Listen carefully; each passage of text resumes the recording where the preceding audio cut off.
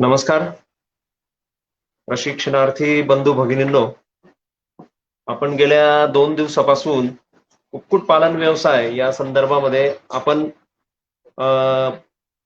काही पहिल्या दिवशी आपण प्राथमिक स्वरूपाचं या प्रशिक्षणाचं स्वरूप कसं असेल त्यामुळे प्राथमिक स्वरूपाची माहिती आपण घेतली. नंतर आपल्या कालच्या झालेल्या प्रशिक्षणाच्या याच्यामध्ये ऍक्च्युली हे प्रकरण कशी करावी, काय करावी याबद्दल डॉक्टर शिंदे साहेबांनी आपल्याला चांगल्या प्रकारे माहिती ही त्याच्यामधून प्राप्त आपण करून घेतलेली आहे. आज आपण महत्वाचे जे या कुक्कुटपालन व्यवसायामध्ये जे काही महत्वाचे जे भाग असतात व्यवस्थापनामधले, तर त्याच्यातला आरोग्याचा आणि बायोसिक्युरिटी लेवल जो आपण पहिल्या दिवशी प्रास्ताविकात बोललो होतो, तो जरा आज आपण डिटेल बघणार आहोत. आता हे डिटेल्स म्हणजे विस्तृतरित्या बघत असताना थोडं ह्या आजाराच्या आणि बायोसिक्युरिटी लेव्हलच्या ज्या बाबी आहेत ह्यामध्ये काही तांत्रिक बाबींचा समावेश असणार आहे. तर कदाचित आपल्याला ते थोडंसं मराठीमधून मी त्याचा सांगण्याचा पूर्ण विश्लेषण करण्याचा प्रयत्न निश्चित करणार आहे, जेणेकरून आपल्याला हे चांगल्या प्रकारे समजण्यात येईल आणि समजेलही अशा आपण सोप्या भाषेत आजची चर्चा जनरली ठेवलेली आहे. तर मित्रांनो, आपण या प्रशिक्षणाला जे आपण आज आलेलो आहोत, तर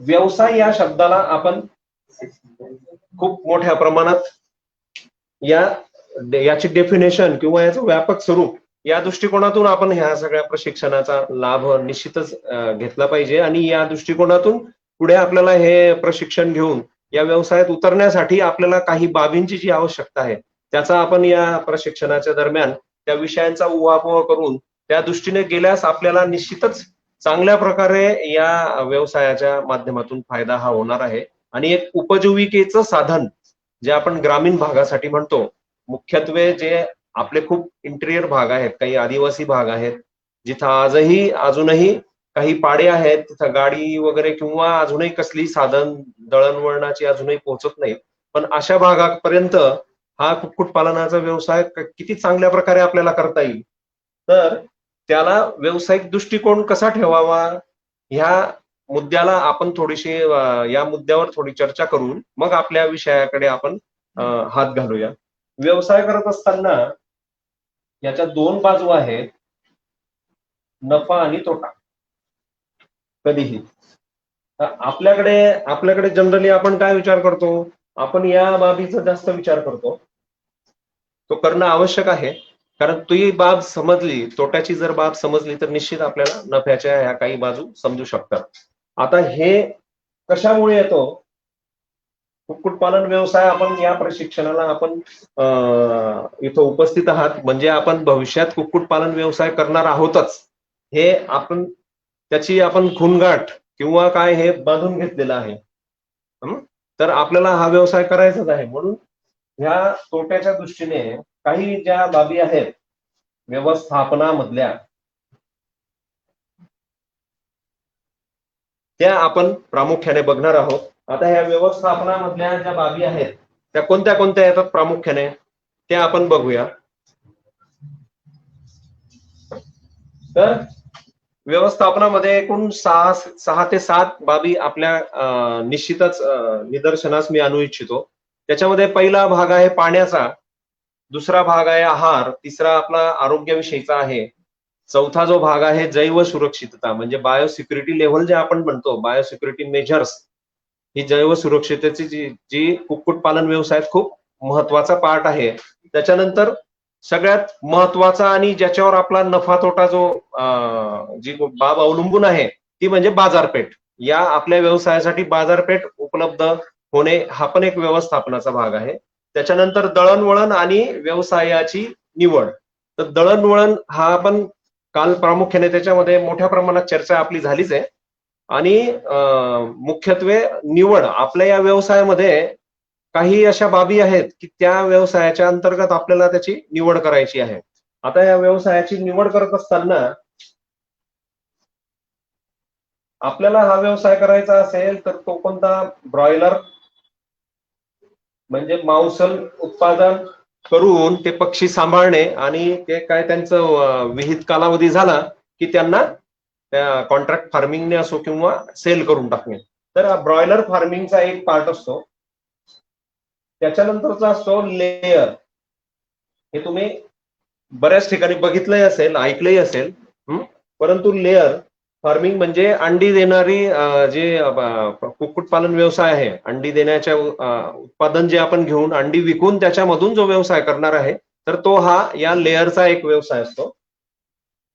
म्हणजे कुक्कुटपालन व्यवसायामध्ये आपल्याला ह्या बाबींची निवड करणं खूप आवश्यक राहणार आहे. आणि तिसरा जो असतो व्यवसायाचा भाग याच्यामध्ये ब्रीडिंगचा. म्हणजे आपल्याला हे ब्रॉयलर ब्रीडर किंवा हे लेअर ब्रीडर हे जोपासण्यासाठी पण आपल्याला या दृष्टिकोनातून हा व्यवसाय करू शकतो. याच्यामध्ये ब्रीडिंग जे आपण करणार आहे, ब्रीडिंग फार्म टाकणार आहे, तर या ब्रीडिंग फार्मचं काळजी पण तशी घ्यावी लागते. म्हणजे आपण म्हणूया विदेशी जातीची आपण एखादी काही वाण आणणार किंवा एखादं आपण गायींच्या याच्या बाबतीत जर विचार करणार, तर यांना जी संगोपन करायला, तसं पक्षाच्याही बाबतीत आपण विचार करणार, यांचं संगोपन करायला आपल्याला त्या प्रमाणात वातावरण हे देणं निश्चित आवश्यक असतं. म्हणून आपली व्यवस्थापनाचा एक भाग जो आहे, आपल्याला कोणता व्यवसाय करायचा याची निवड आपल्या या दृष्टिकोनातून होणं खूप आवश्यक आहे. ह्या बाबी सांगण्याचा उद्देश असा, कारण याच्यावरच मग आपलं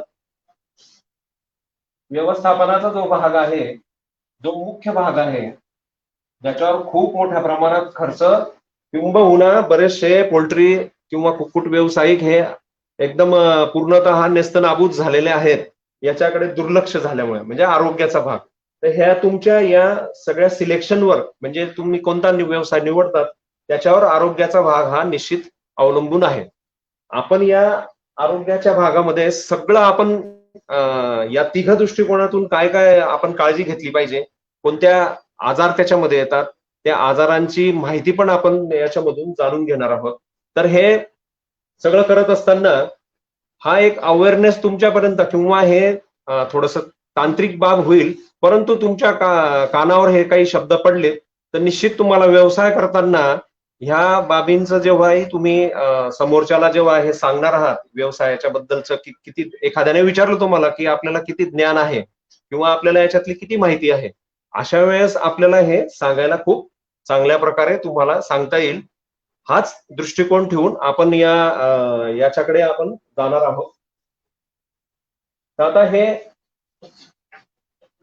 हे आपलं बेसिक ज्या बाबी आपण सांगितल्या, त्या बेसिक बाबीमध्ये आता आपण महत्वाचा जो भाग आहे व्यवस्थापनातला, तो म्हणजे आरोग्य. आता कुक्कुट पक्षाचं आरोग्य हे तुम्हाला माहिती आहे ऑलरेडी. आता सगळ्यांच्या मनामध्ये बर्ड फ्लूची धास्ती किंवा बर्ड फ्लू जो आजार आहे हा खूप मोठ्या प्रमाणात सगळ्यांना माहिती आहे. पण जेव्हा तुम्ही ऍक्च्युअल हा व्यवसाय सुरू करणार त्यावेळेस अनेक प्रकारचे आजार किंवा काय ह्या पक्ष्यांना जे होतात, तर ते कोणत्या माध्यमातून आपल्याकडे होतात आणि ती माध्यम काय, त्या माध्यमांवर आपल्याला कंट्रोल करण्याच्या दृष्टीने कसं आपण माहिती दिली पाहिजे, कसं आपण सांगितलं पाहिजे, हे पण आपल्याला त्याच्यामधून बघणं खूप आवश्यक आहे. तर आता आरोग्यामध्ये आपले 2-3 उपप्रकार येतात. एक म्हणजे पहिला भाग जो येतो तो आजाराचा भाग येतो.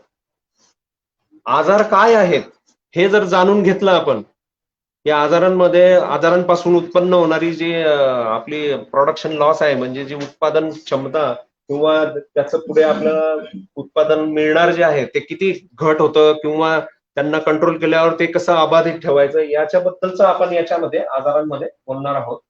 दुसरा जो आपला याच्यामध्ये प्रामुख्याने भाग येतो तो म्हणजे यांचा उपचार. आणि तिसरा जो भाग येतो तो म्हणजे लसीकरण. जनरली आपण कुक्कुट पालन व्यवसायामध्ये असं आपण म्हणतो की आजाराचे उपचार करण्यात आपण खर्च करण्यापेक्षा आपण लसीकरणावर जास्त भर देणं खूप आवश्यक आहे. कुक्कुट पालन व्यवसायाचा नफा मिळवण्याच्या दृष्टीने आजार आपल्या त्या शेडमध्ये येऊ नये या दृष्टीने हे लसीकरण म्हणजे प्रिव्हेन्शनचा जो मुद्दा आहे तो खूप इम्पॉर्टंट आहे. प्रिव्हेन्शनचा पार्ट आपण हा लसीकरणाच्या माध्यमातून कव्हर करू शकतो. आता लसीकरण आणि प्रिव्हेन्शन म्हणजे काय? आता तुम्हाला बरेचदा माहिती आहे, आपण आता कोविडचं उदाहरण घेऊया. कोरोनाच्या काळामध्ये बऱ्याच जणांनी आपले हेल्थ आरोग्याचे इन्शुरन्स जे काढलेले आहेत, मग आपण ऍडमिट झालो की आपल्याला त्या दवाखान्याकडून आपल्याला ते क्लेम मधून त्याचा पैसा एकतर माफ होतो कॅशलेस, किंवा आपल्याला त्याचा पैसा जो आपण खर्च केलेला असेल आपल्या आजाराच्या याच्यावर, तर तो आपल्याला त्या कंपनीकडून दिला जातो. तर अशाच बाबीचं हे प्रिव्हेन्शनचं जे कंट्रोल मेजर्स जे आहे, कंट्रोल मेजर्स ते लसीकरणाद्वारे आपल्याला हे आजारावर प्रतिबंध घालू शकतो आणि आपण निश्चित त्याच्यामध्ये खूप मोठ्या प्रमाणात फायदा हा आपण मिळवू शकतो. आणि चौथा जो याच्यामध्ये भाग आहे तो आहे बायोसिक्युरिटी. हा आरोग्याचाच एक प्रकार आपण म्हणूया, हा सेपरेट विषय असला तरी आपण जैव सुरक्षितता, जोपर्यंत ह्या आपल्या आपण हा व्यवसाय करतोय, जैव सुरक्षिततेबद्दल आपण जर अलर्ट नसणार किंवा आपण त्याबद्दल अनभिज्ञ जर असाल, तर आपल्याकडे निश्चितच खूप मोठ्या प्रमाणात या व्यवसायामध्ये तोटा किंवा नुकसान हे होऊ शकतं. ते होऊ नये म्हणून आपण या दोघं तिघ विषयांचा सखोल आपण माहिती घेणार आहोत. ही माहिती घेत असताना दोन तीन आपल्या काही माझ्या स्लाइड्सच्या प्रेझेंटेशन मध्ये आपण काही फोटोग्राफ्स वगैरे अशा प्रकारचे काही घेतलेले आहेत, जेणेकरून तुम्हाला ते समजण्यासाठी खूप सोपं जाईल आणि ते समजत असताना त्याच्यामधून तुम्हाला ते लक्षणांचंही आपल्याला निदर्शनास येईल. तर ह्या बाबी खूप आवश्यक आहेत. तर आपण सुरुवात करूया आपल्या नेमका आजाराच्या दृष्टीने. तर आजाराचा जो भाग आहे हा आता हे कशामुळे येतात हे जाणून घेणं यामध्ये खूप आवश्यक आहे. कशामुळे हे आजार आपल्या त्या पोल्ट्री शेडमध्ये किंवा आपण जे कुक्कुटपालनाचा व्यवसाय ज्या परिसरात सुरू केलेला आहे तिथं कशामुळे ते येतात ते जाणून घेणं खूप आवश्यक आहे. तर हे याचं मॅनेजमेंट करायचं असेल आणि हे कशामुळे येतात या दोघही बाबी आपण जर सायमल्टेनियसली जाणून घेतल्या, तर आपल्याला हे आजार न येण्याच्या दृष्टीने आपल्याला पावलं उचलता येतील.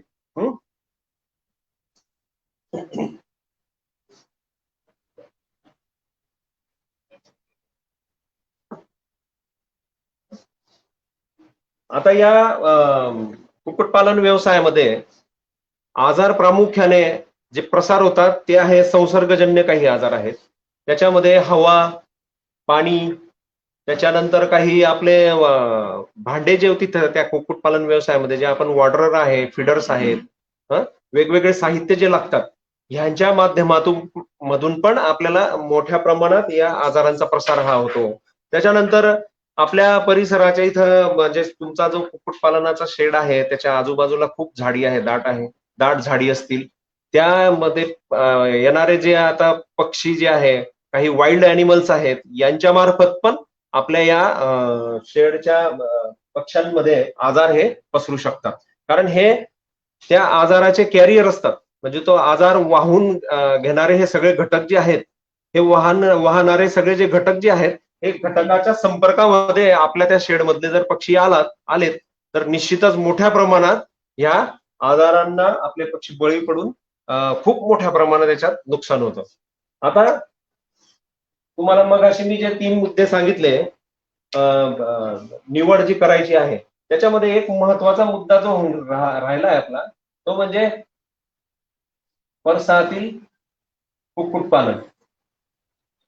हा एक सेपरेट पार्ट आहे. हा आपण ग्रामीण भागातील शेतकऱ्यांसाठी आपण हा मोठ्या प्रमाणात राबवतो, पण याच्यामध्ये शेड असं लिमिटेड याच्यामध्ये असतं, लिमिटेड प्रमाणात असतं.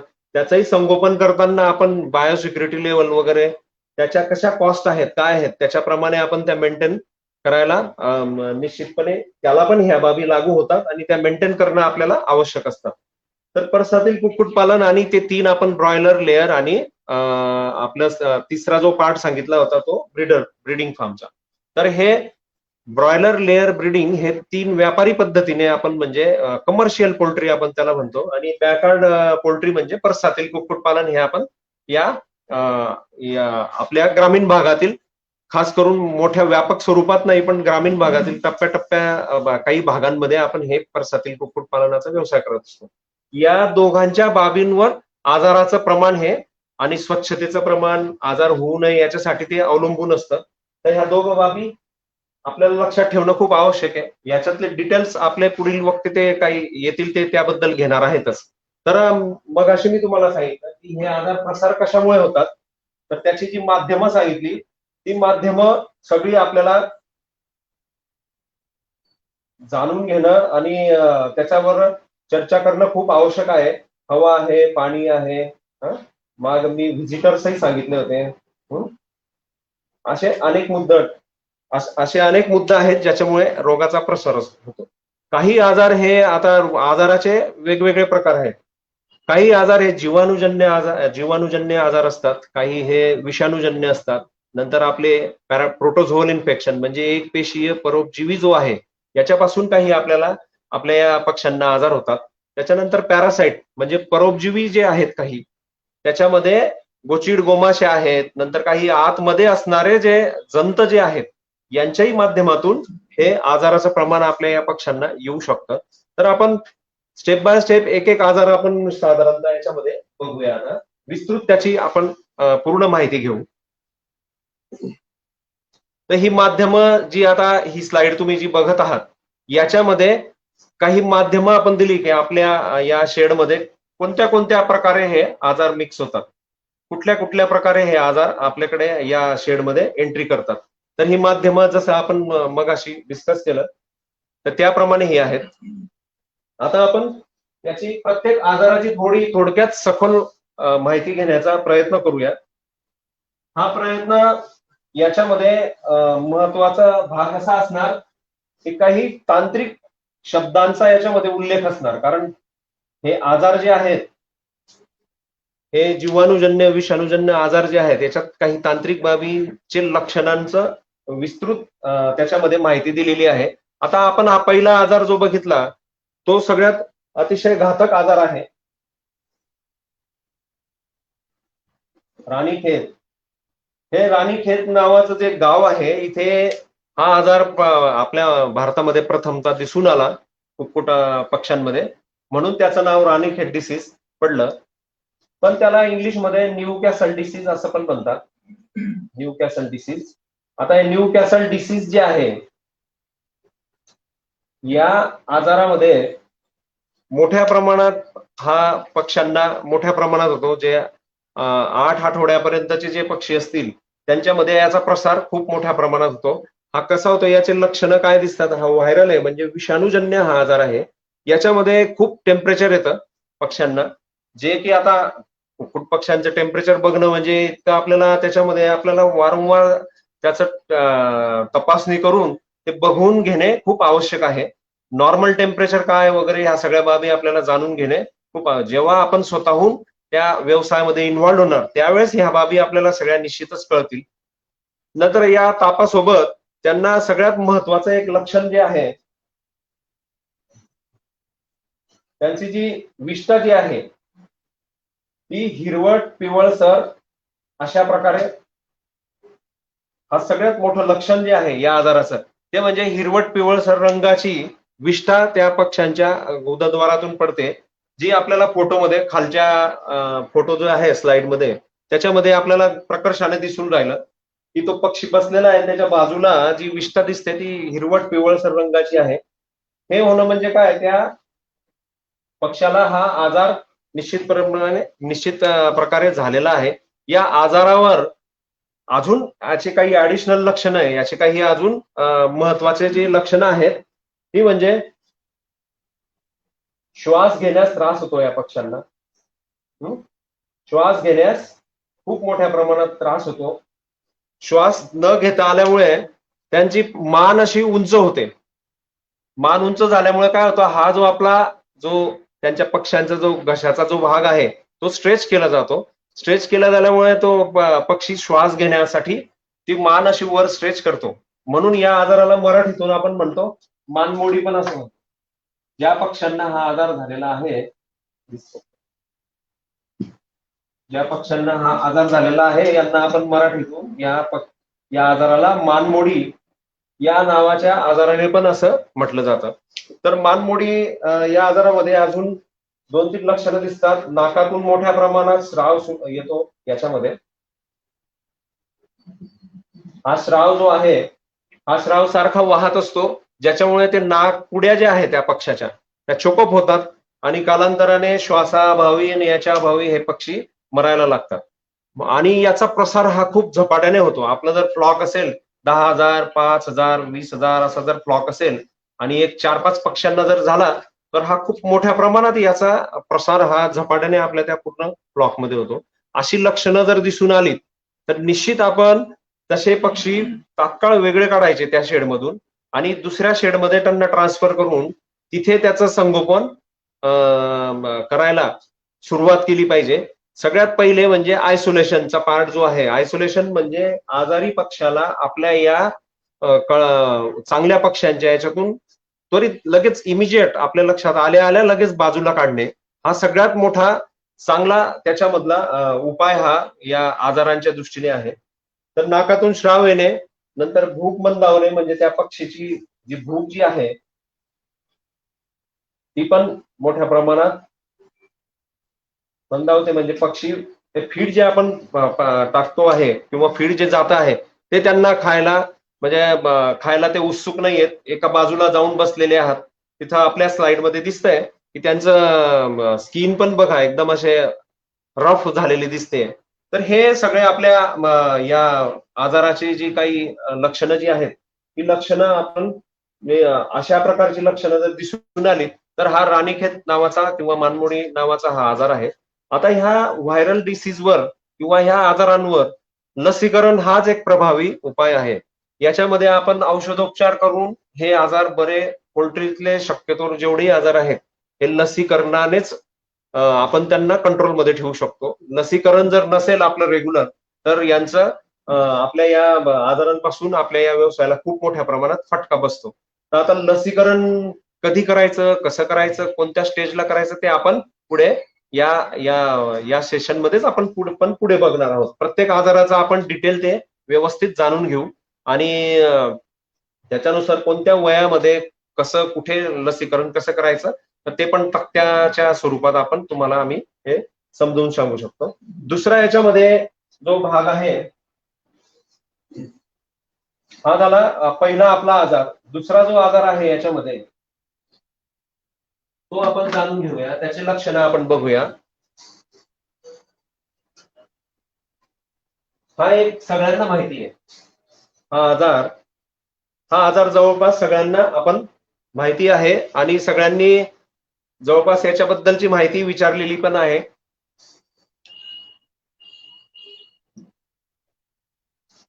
आणि ही माहिती जनरली बोलताना आपण म्हणतो कुक्कुटपालनाच्या व्यवसायामध्ये देवी नावाचा हा आजार जो आहे, देवी म्हणजे फाऊल पॉक्स. फाऊल पॉक्स नावाचा हा आजार जो आहे, हा पण कुक्कुटपालन व्यवसायामध्ये अतिशय घातक प्रमाणामध्ये याचं या रोगाचा प्रसार होतो आणि याच्या प्रसारामधून खूप मोठ्या प्रमाणात पक्ष्यांची मरतूक होते. साधारणतः या आजारामध्ये लक्षणं काय दिसतात की जे सॉफ्ट टिश्यू आहेत, म्हणजे आता तुमचा त्या तुरा झाला, पक्ष्याचा तुरा आहे, त्याच्यानंतर डोळे आहेत, नाकपुड्याचा भाग आहे, त्याच्यानंतर खाली वॅटल्स त्याला म्हणतो आपण, म्हणजे चोचीच्या खालचा जो लालसर जो भाग आहे, तसं फोटोमध्ये आपल्याला दिसतंय, तिथं पण असे पुरळ येतात. सुरुवातीला हे पुरळ जे आहेत, हे पुरळ सुरुवातीला पिवळ्या रंगाचे असतात. नंतर याचा जर प्रभाव खूप मोठा असेल तर या पिवळ्या रंगाचं नंतर हे काळ्या रंगामध्ये कन्व्हर्ट होतात आणि त्या पक्ष्यांच्या याच्यातून याचा प्रभाव मोठ्या प्रमाणात झाल्यावर त्याच्या याच्यातून स्राव निघतो आणि तो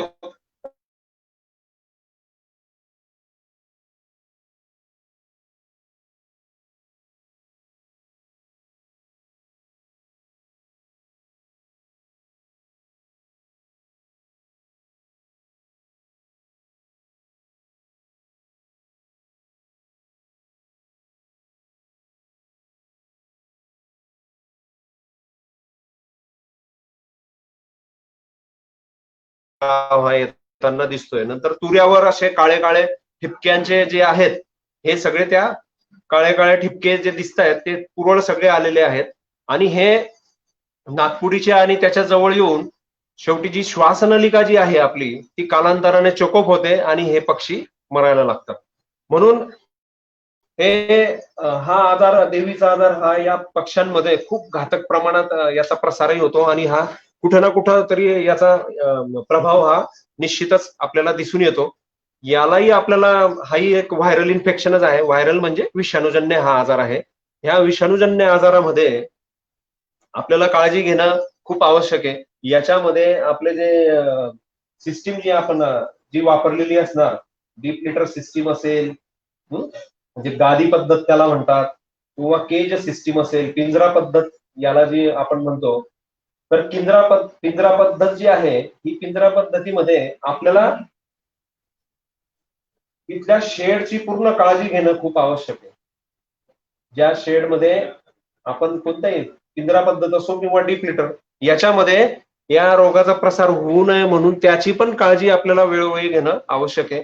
काही याला हे आजार येऊ नये म्हणून लसीकरणाचा तर भाग आपण बघणारच आहोत, पण काही व्हिटॅमिन्स, मिनरल्सचा वगैरे प्रभाव जो असतो हा या सातत्याने आपण याच्यामध्ये जर आपण पाण्यावाटे किंवा फीड वाटे जर आपण दिला तर याच्यामधून आपल्याला चांगल्या प्रकारे या आजारापासून आपण त्याला बचाव करू शकतो पक्ष्यांना. तर हाही फाऊल पॉक्स नावाचा आजार अतिशय घातक आहे. याच्यातूनही खूप मोठ्या प्रमाणात नुकसान हे कुक्कुटपालन व्यवसायाचं हे दिसून येतं. नंतर हा मॅनेजमेंटल आजार आहे. हा एक पेशीय परोपजीवी म्हणजे प्रोटोझोअल स्वरूपाचा हा आजार आहे. प्रोटोझोअल जे ऑर्गॅनिझम्स असतात, एक पेशीय परोपजीवी म्हणजे पॅरासाइट्स म्हणूया आपण त्यांना. हे जे पॅरासाइट्स आहेत, हे पॅरासाइट्स मोठ्या प्रमाणात आपल्या या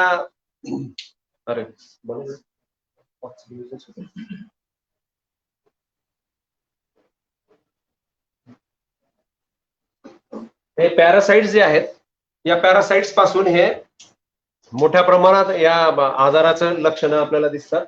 कॉक्सिडिओसिस म्हणतात याला, या आजाराला इंग्लिश मधून, आणि आपल्या मराठीमध्ये त्याला म्हणतात रक्ताची हगवण. आता या शब्दामध्येच त्याचं मुख्य लक्षण हे समाविष्ट आहे, रक्ताची हगवण. आपल्या या पक्ष्यांचं संगोपन करत असताना जर हा कॉक्सिडिओसिस नावाचा जर रोगजंतू आतमध्ये जर शिरला, त्या आपल्या पक्ष्यांच्या शरीरात जर शिरला, तर याच्यामध्ये खूप झपाट्याने याचा प्रसार होतो. समजा आपली गादी पद्धत जर असेल आणि एखादा बाधित पक्षी जर आला, तर तो पक्षी पूर्ण त्या शेडमध्ये जर फिरत असेल, तर सगळ्या पक्ष्यांच्या हिशोबाने तो त्या सगळ्या पक्ष्यांना, तो ज्या संपर्कातील जेवढ्या पक्ष्यांच्या तेवढ्या सगळ्या पक्ष्यांना याची झपाट्याने लागण होते आणि खूप मोठ्या प्रमाणात याचा प्रसार हा त्या माध्यमातून जोरात आणि खूप मोठ्या प्रमाणात होतो. याच्यामध्ये मरतूक पण खूप झपाट्याने होते. हा परोपजीवी म्हणजे आपण हा आजार जर आपल्या या शेडमध्ये जर आला, तर आपल्याला असं नुसतं आपण नजर टाकली तर असे पटापट पक्षी मरायला लागतात. इतका घातक स्वरूपाचा हा आजार आहे. याच्यामध्ये जी लक्षणं जी आहेत ती म्हणजे आपल्या स्लाइडमध्ये दिसतंय, रक्ताची हगवण जी आहे बघा, डायरेक्ट लालसर असं गुदद्वारातून डायरेक्ट लालसर असं रक्त खाली पडतं. म्हणजे विष्ठा नॉर्मल येण्याच्या ऐवजी डायरेक्ट रक्ताची हगवणच त्याच्यामध्ये होते आणि ती विष्ठा रक्ताच्या स्वरूपातली पडते डायरेक्ट खाली. आणि ही खाली पडली तर त्या पक्षीचं जे गुदद्वार जे आहे ते रक्ताने माखलेलं असतं. आणि कुक्कुट पक्ष्यांचं एक हॅबिट असते की असं काही वेगळं त्यांना दिसलं की ती चोच मारण्याची त्यांना हॅबिट असते. तर हे पक्षी काय करतात, ते जो पक्षी बाधित असेल म्हणजे लालसर रंगाचं त्याच्या गुदद्वाराला जर ते रक्त सगळं जर माखळलेलं असेल किंवा लागलेलं जर असेल, तर तिथं हे पक्षी सगळे चोचा मारायला सुरुवात होतात. जेणेकरून त्या चोचा मारून मारून त्या पक्षाला ते मारून टाकतात आणि त्या चोचा मारल्यामुळे त्या पक्ष्यांमध्ये पण याचा प्रसार लगेच इमिजिएट मोठ्या प्रमाणात होतो. तर ही जी विष्ठा जी आहे, ही विष्ठा या रोगाची मोठ्या प्रमाणात प्रसार करते. त्याच्यानंतर पक्षी असे निस्तेज असे दिसतात, म्हणजे एकदम असे डल आपल्याला वाटतात. त्या पक्षी पक्ष्यांचं कसं असतं, जर एकदम निरोगी असतील तर त्या पूर्ण शेडमध्ये असे फिरत असतात. आणि नंतर फीड आलं, पाणी आलं तर त्याच्या हिशोबाने ते लगेच पूर्ण ते पाणी घेऊन फीड घेऊन असे फिरत असतात. तर असं असणं म्हणजे आपल्या शेडमधले सगळे पक्षी हे निरोगी आहेत.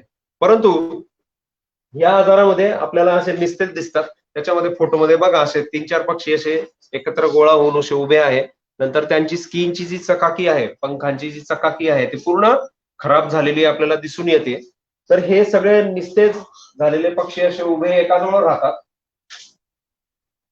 एकाजवळ एक असा घोळका करून राहतात आणि इथे परत एकाजवळ असं दबल्याने जो आतला जो पक्षी असतो तो गुदमरून परत त्याचा जीव जाण्याचे चान्सेस, आतले जे पक्षी असतात, आतमध्ये जे पक्षी उभे राहतात, घोळका करून जो सेंटरला राहील त्याच्या गुदमरून जीव जाण्याचं पण याच्यामध्ये मोठ्या प्रमाणात आपल्याला हे मरतूक दिसून येते. तर हा आजार कॉक्सिडिओसिस हा कंट्रोल करता येतो आपल्याला. काही याच्यासाठी औषधं बाजारामध्ये उपलब्ध आहे.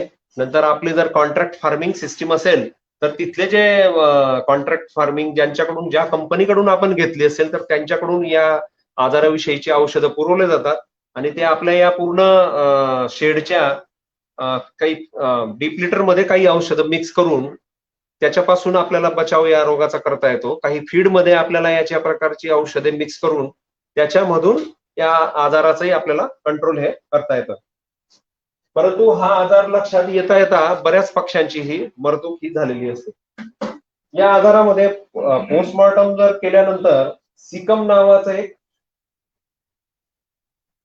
म्हणजे आतड्याचा एक भाग असतो सिकम नावाचा, याच्यामध्ये खूप मोठ्या प्रमाणात त्याचं हे रोगजंतू दिसून येतात आणि या रोगजंतूंमध्ये या रोगजंतूंमुळे तिथं पूर्ण ते त्या रक्त केश रक्त वाहिन्या ज्या असतात त्या पूर्ण फुटतात आणि त्या फुटल्यामुळे डायरेक्ट ते रक्त आपल्याला जी रक्ताची हगवण जी आपण म्हणतो ती आपल्याला याच्यामध्ये दिसून येते. तर इथं जास्त त्याचा प्रभाव असतो आतड्याच्या या भागामध्ये. तांत्रिक भाग आहे, पण हा जाणून घेणं आपल्याला याचा प्रभाव आपण असं म्हणूया या आतड्याच्या या भागावर खूप मोठ्या प्रमाणात दिसून येतो. म्हणून ते लक्षणं आपल्याला ही अशी दिसतात. तर तो येऊ नये याच्यासाठी उपचार आहे. या आपल्या त्या फीड मध्ये किंवा पाण्याच्या याच्यामध्ये काही ही औषधं मिक्स करून त्या आजारापासून आपल्याला बचाव करता येऊ शकतो. नंतरचा जो आजार आहे हा आहे साल्मोनेला. साल्मोनेला तर हा जीवाणूजन्य आपला हा आजार आहे, पक्ष्यांमध्ये येणारा. जीवाणू म्हणजे बॅक्टेरिया. बॅक्टेरियापासून हा मोठ्या प्रमाणात या कुक्कुटपालन व्यवसायामध्ये हा खूप मोठ्या प्रमाणात आजार आहे. याचं महत्व यासाठी आहे की हा मानवामध्ये पण ट्रान्समिट होतो. म्हणून या आजाराला खूप घातक असं याची लक्षणं जी आहेत ही इथं मी तुम्हाला जी आता दिसत आहेत स्लाइडमध्ये ती लक्षणं अशी जनरली आपल्याला जेव्हा आपण शेडमध्ये असेल आणि हा आजाराने जर ते पक्षी बाधित झाले असतील तर जनरली सहजासहजी अशी दिसून येत नाही. पण एक प्रामुख्याने जे त्याचं महत्वाचं जे लक्षण आहे तिथं फोटोमध्ये दिसतंय बघा. त्याची जी विष्ठा जी आहे ना तो खडूचा भुगा केल्यानंतर खडूचा भुगा जो होतो त्याच्यानंतर आपण ते चिकटपणा त्याचा खडूच्या रंगाच्या याच्यासारखा त्याची विष्ठा पूर्ण पांढरट रंगाची त्याची विष्ठा ही होते आणि ती एकदम चिकट असते. आता हे ओळखायला आपल्याला खूप सारे पक्षी या आजाराचे बघितले गेले पाहिजे आणि हे असे खूप या आजाराचे पक्षी बघणं म्हणजे असं आपण करू शकत नाही, कारण या व्यवसायामध्ये जर या आजाराने बाधित जर पक्षी होतील तर ते म्हणजे त्यांचं मरतूक होईल आणि आपलं पूर्ण नुकसान होईल. पण आपल्या काही आजाराची ही लक्षणं जी आहेत काही आपण गुगलवर किंवा याच्यावर या आजाराविषयी सर्च करून त्याची लक्षणं वगैरे ती जाणून घेऊन नंतर ज्यांच्याशी तुमचं कॉन्ट्रॅक्ट फार्मिंग आहे हे कमर्शियल मध्ये आणि तुमचं बॅकयार्ड पोल्ट्री जर असेल तर तिथं नजीकचे जे तुमचे डॉक्टर्स जे असतील व्हेटरनरी डॉक्टर यांच्याकडे तुम्ही निश्चितच तुम्हाला थोडस जाणवेल असं की हे पक्षी आपले फीड व्यवस्थित खात नाहीयेत, एका बाजूलाच थांबून राहतायत, अशक्त होत चाललेत. म्हणजे फीड तर आपण देतोय पण त्यांची वाढ व्यवस्थित होत नाहीये, त्यांची पंख जी आहे अशी अशी पसरलेली आहेत.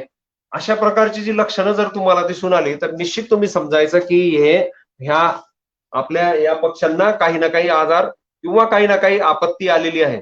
अशा वेळेस आपण तज्ञ डॉक्टरांकडून इमिजिएट त्या आपल्या शेडची किंवा त्या पक्ष्यांची तपासणी करणं खूप आवश्यक आहे.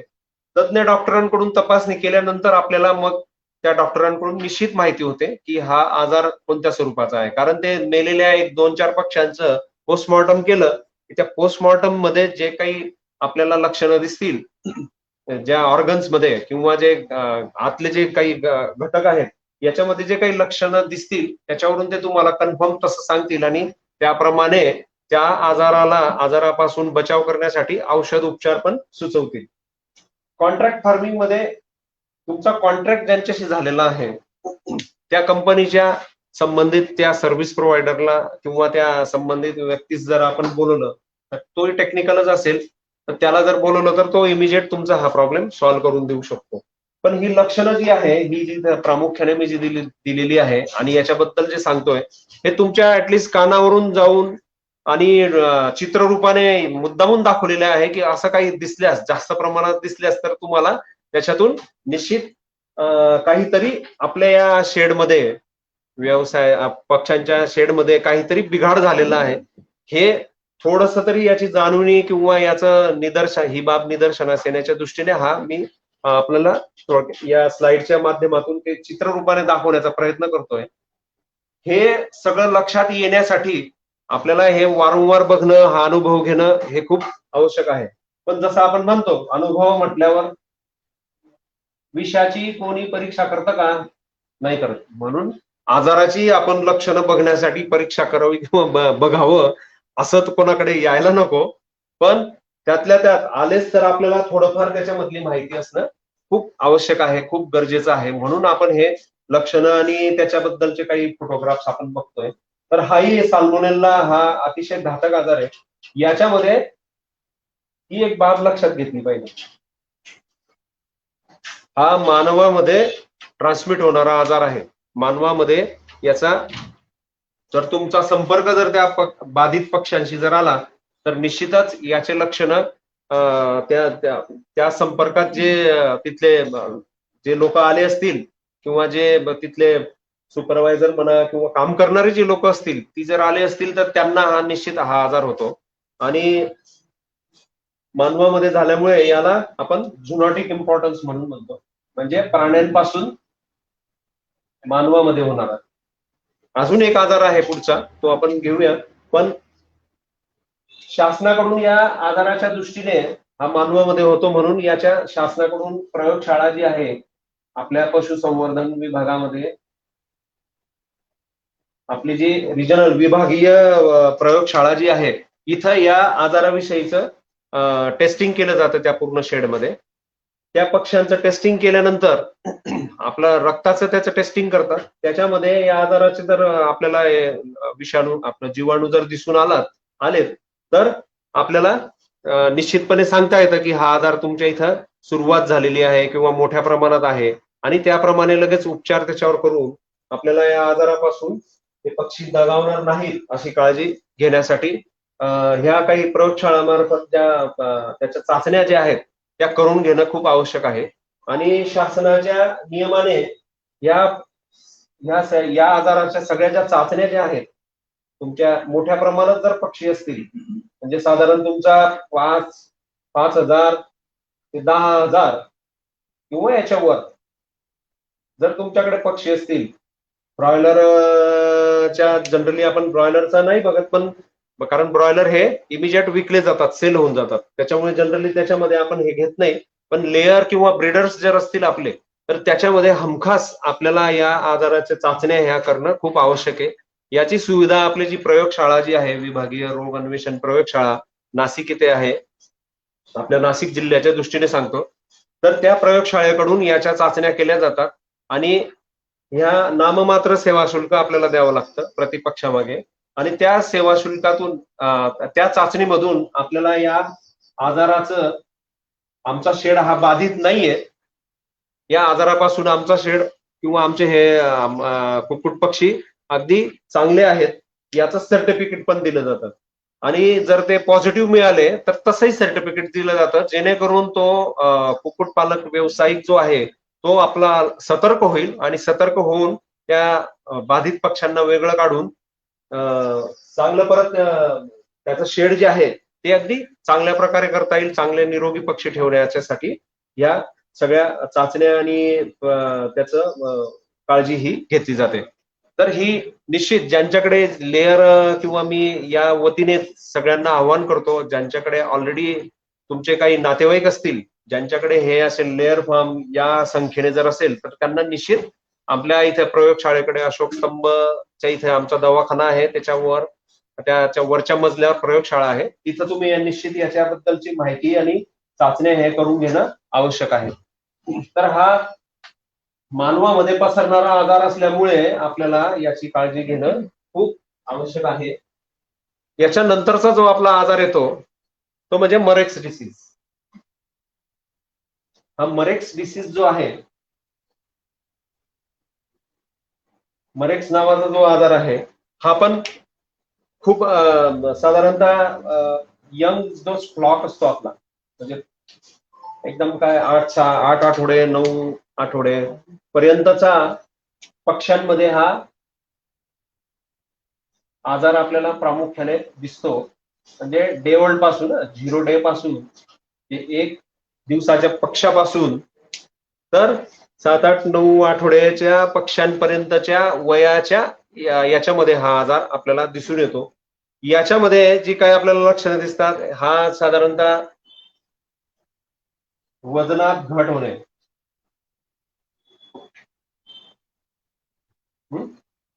नंतर पक्ष्यांचे जे हे आहेत, पंख आहेत, त्यानंतर पाय आहेत, हे असे पॅरालाइज होतात याच्यामध्ये, म्हणजे त्या पॅरालिसिस झाल्यासारखे लक्षणं याच्यात दिसतात. आपण जर फोटो बघत असाल तर त्याच्यामध्ये दिलेलं आहे बघा, वरच्या फोटोमध्ये पूर्ण त्याचे पाय असे पूर्ण मानेच्या पुढे असे पसरून तो पक्षी बसलेला आहे. तर ही जी लक्षणं म्हणजे त्याच्या पायामध्ये जी ताकद आहे ती पूर्ण याच्यात मध्ये निकामी होते. ती निकामी झाली की तो पक्षाला उठताही येत नाही आणि त्याला चालताही येत नाही, आणि बसून बसून मग त्याला तो आजार मोठ्या प्रमाणात होतो आणि पक्षी मरतुकही याच्यामध्ये चांगली मोठ्या प्रमाणात होते. त्यानंतर जर लेअर असतील आपले पक्षी आणि त्यांना जर हा आजार जर झाला तर अंड्याच्या उत्पादनामध्ये घट ही मोठ्या प्रमाणात दिसून येते. तर ही घट जी आहे, ही घट आपल्याला आपल्या जे उत्पन्नाचं जे साधन आपण म्हणतो ते नक्कीच त्याच्यामध्ये बाधा येते, आणि ही बाधा जी आहे ही बाधा आपल्याला पुढे आपला व्यवसाय हा तोट्याकडे नेण्यास प्रवृत्त करते. तर हे होऊ नये म्हणून आपल्याला या आजाराचाही, हा व्हायरल आहे म्हणजे हा विषाणूजन्य आजार आहे, म्हणून याच्यावर उपचार असे मुख्य असे उपचार असे नाही, याच्यासाठी लसीकरण हाच एक महत्वाचा पर्याय आहे. म्हणून आपण प्रत्येकाने या आजाराची काळजी घेणं, आपल्या पक्ष्यांची काळजी घेणं खूप गरज आहे याच्यामध्ये. दुसऱ्या याच्यात एक लक्षण महत्वाचं जे तुम्हाला पॅरालिसिस सांगितलं, या पॅरालिसिसच्या लक्षणासोबत पक्षी असे गुंगतात, म्हणजे असं एकदम गुंगतात आणि याच्यामध्ये एका बाजूला असे उभे राहतात. ते तुम्ही खालच्या आपल्या स्लाइड मध्ये जर आपण बघितलं तर खालच्या फोटोग्राफ मध्ये पक्षी त्याचा मान खाली टाकून आणि असा निस्तेज असा एकदम पडलेला किंवा असा दिसतोय. तर ह्याद्वारे ही लक्षणं सगळी या मरेक्स डिसीजच्या व्हायरल विषाणूमुळे मोठ्या प्रमाणात दिसतात, आणि पक्षी हे असे पसून नंतर बसल्या बसल्याच मरतात, आपल्याला समजतही नाही. आपण त्याला हात जेव्हा आपण जवळ जातो आणि बघतो उचलतो तेव्हा तो मेलेला असतो, म्हणजे तो मरतो कधी हे पण याच्यामध्ये आपल्याला दिसून येत नाही. तर हे सगळे घातक जे आजार जे आहेत त्याच्यामधले प्रामुख्याने जे घातक आजार जे आहेत याचं लक्षणं जाणून घेणं हे आपल्यासाठी त्यासाठीच क्रमप्राप्त आहे. त्या लक्षणांवरून निदान आपल्याला आपल्या या शेडमध्ये काही ना काही वेगळा भाग काहीतरी दिसतोय आपल्याला, हे सगळं वेगळा जो काही भाग दिसत असेल ह्या लक्षणांच्या दृष्टीने, तर आपण निश्चितच सतर्क होऊ शकतो.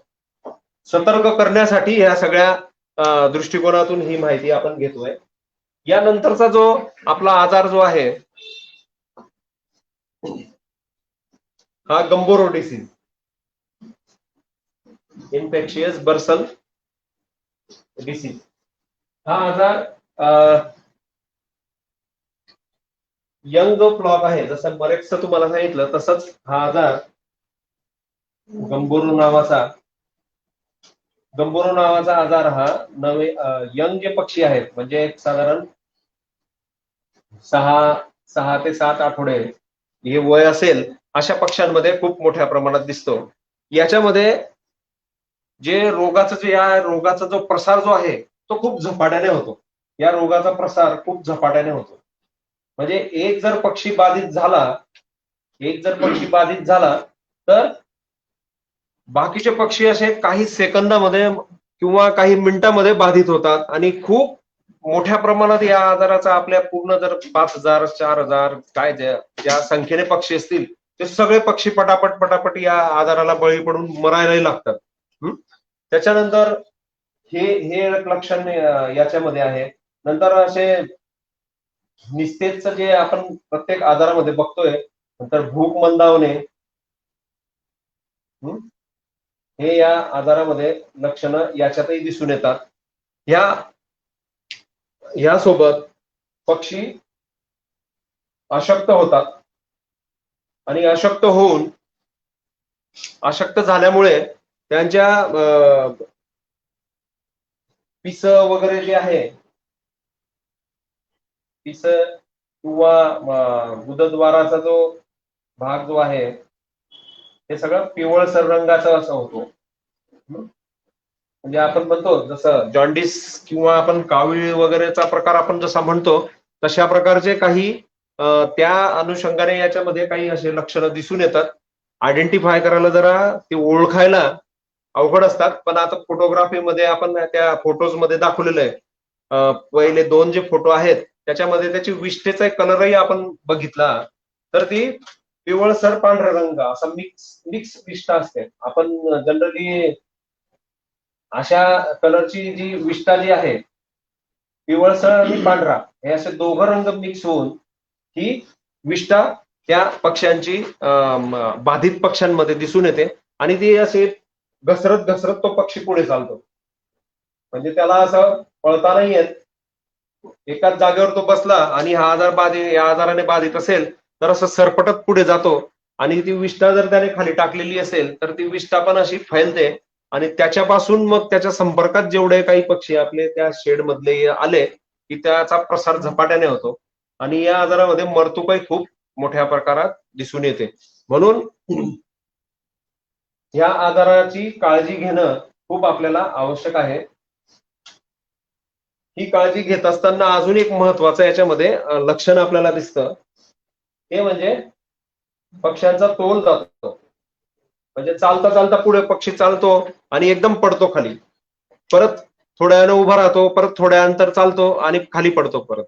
अशा प्रकारचं आपल्याला याच्यामध्ये लक्षणं हे दिसून येतात.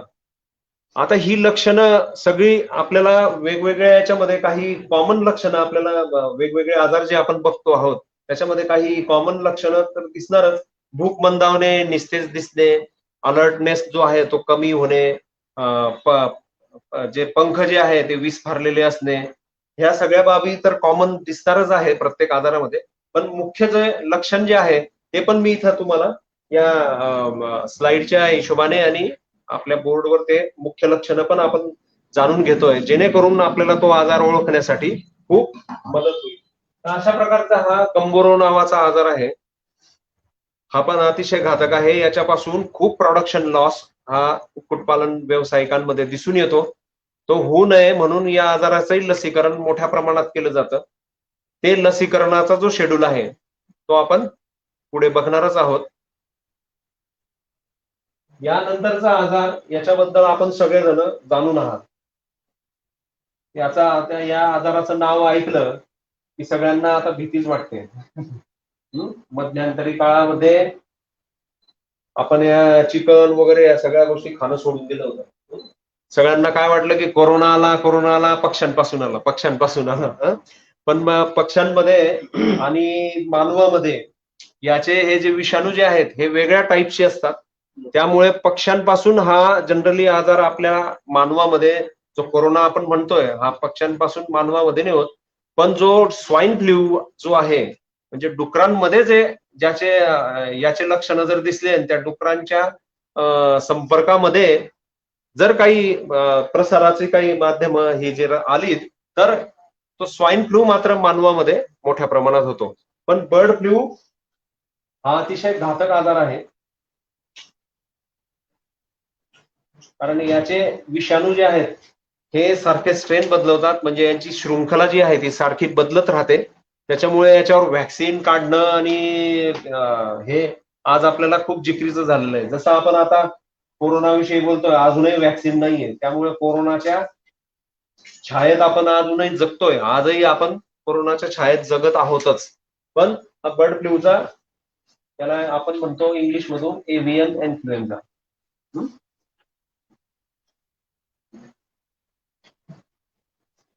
तर हा व्हायरस याच्यामध्ये जो रेस्पिरेटरी ट्रॅक्ट आहे पूर्ण म्हणजे श्वसन नलिका फुफ्फुस हे जे सगळे जे पार्ट आहेत आपल्या नाकापासून तर पूर्ण फुफ्फुसापर्यंत जो आपली श्वसनाचा जी सिस्टीम आहे जी भाग आहे ती पूर्ण या पक्ष्यांची याच्यामध्ये बाधित होते. याचे वेगवेगळे टाईप्स आपण जनरली ऐकले पण असणार, कोणाच्या कडून ऐकले पण असणार. ए टाईप असतो, त्याच्यानंतर बी टाईप, सी टाईप, हे सगळे याच्यामध्ये आपल्याला वेगवेगळे टाईप्स असतात. नंतर H आणि N1 किंवा H5, HA, HB हे जे सगळे त्याच्या स्ट्रेन्स असतात, त्या स्ट्रेन्स म्हणजे या व्हायरसच्या स्ट्रेन्स असतात. या स्ट्रेन्स सगळ्या तो चेंज करत राहतो आणि खूप घातक स्वरूपात त्याचा प्रसार हा व्हायरस स्वतःहूनच मल्टिप्लाय खूप मोठ्या प्रमाणात होतो आणि स्वतःहूनच तो मोठ्या प्रमाणात मल्टिप्लाय म्हणजे एकाचे 10 लाख असे होऊन मोठ्या प्रमाणात त्याचा प्रसार हा आपल्याला या पक्ष्यांमध्ये दिसून येतो. याच्यामध्ये आता तुम्ही जर स्लाइड बघत असाल तर त्याच्यामध्ये बघा तुरा जो आहे, पक्ष्याचा तुरा जो आहे तो निळसर लाल रंगाचा असा झालेला आहे. खूप मोठ्या प्रमाणात त्याला स्वेलिंग आलेली आहे. सूज बघा त्याच्यावर किती मोठ्या प्रमाणात आलेली आहे. नंतर पायाच्या भागाकडे आपण पाय जर त्याच्या पक्ष्याचे जर बघितले तर बघा त्याच्यावर लालसर आणि निळ्या रंगाचे असे पट्टे किंवा सूज आलेली आपल्याला दिसून येते. तर ही या अनुषंगाने हे जर असे लक्षणं दिसले आणि नंतर पक्षी हा श्वास घेताना आपल्याला असा त्याचा घर घर असा आवाज निश्चित ऐकायला येतो. अक्षरशः हा आजाराची जर लक्षणं जर असेल प्रामुख्याने जर बघितले आपण तर ही लक्षणं आपल्याला प्रामुख्याने दिसून येतात. पण या लक्षणांमध्ये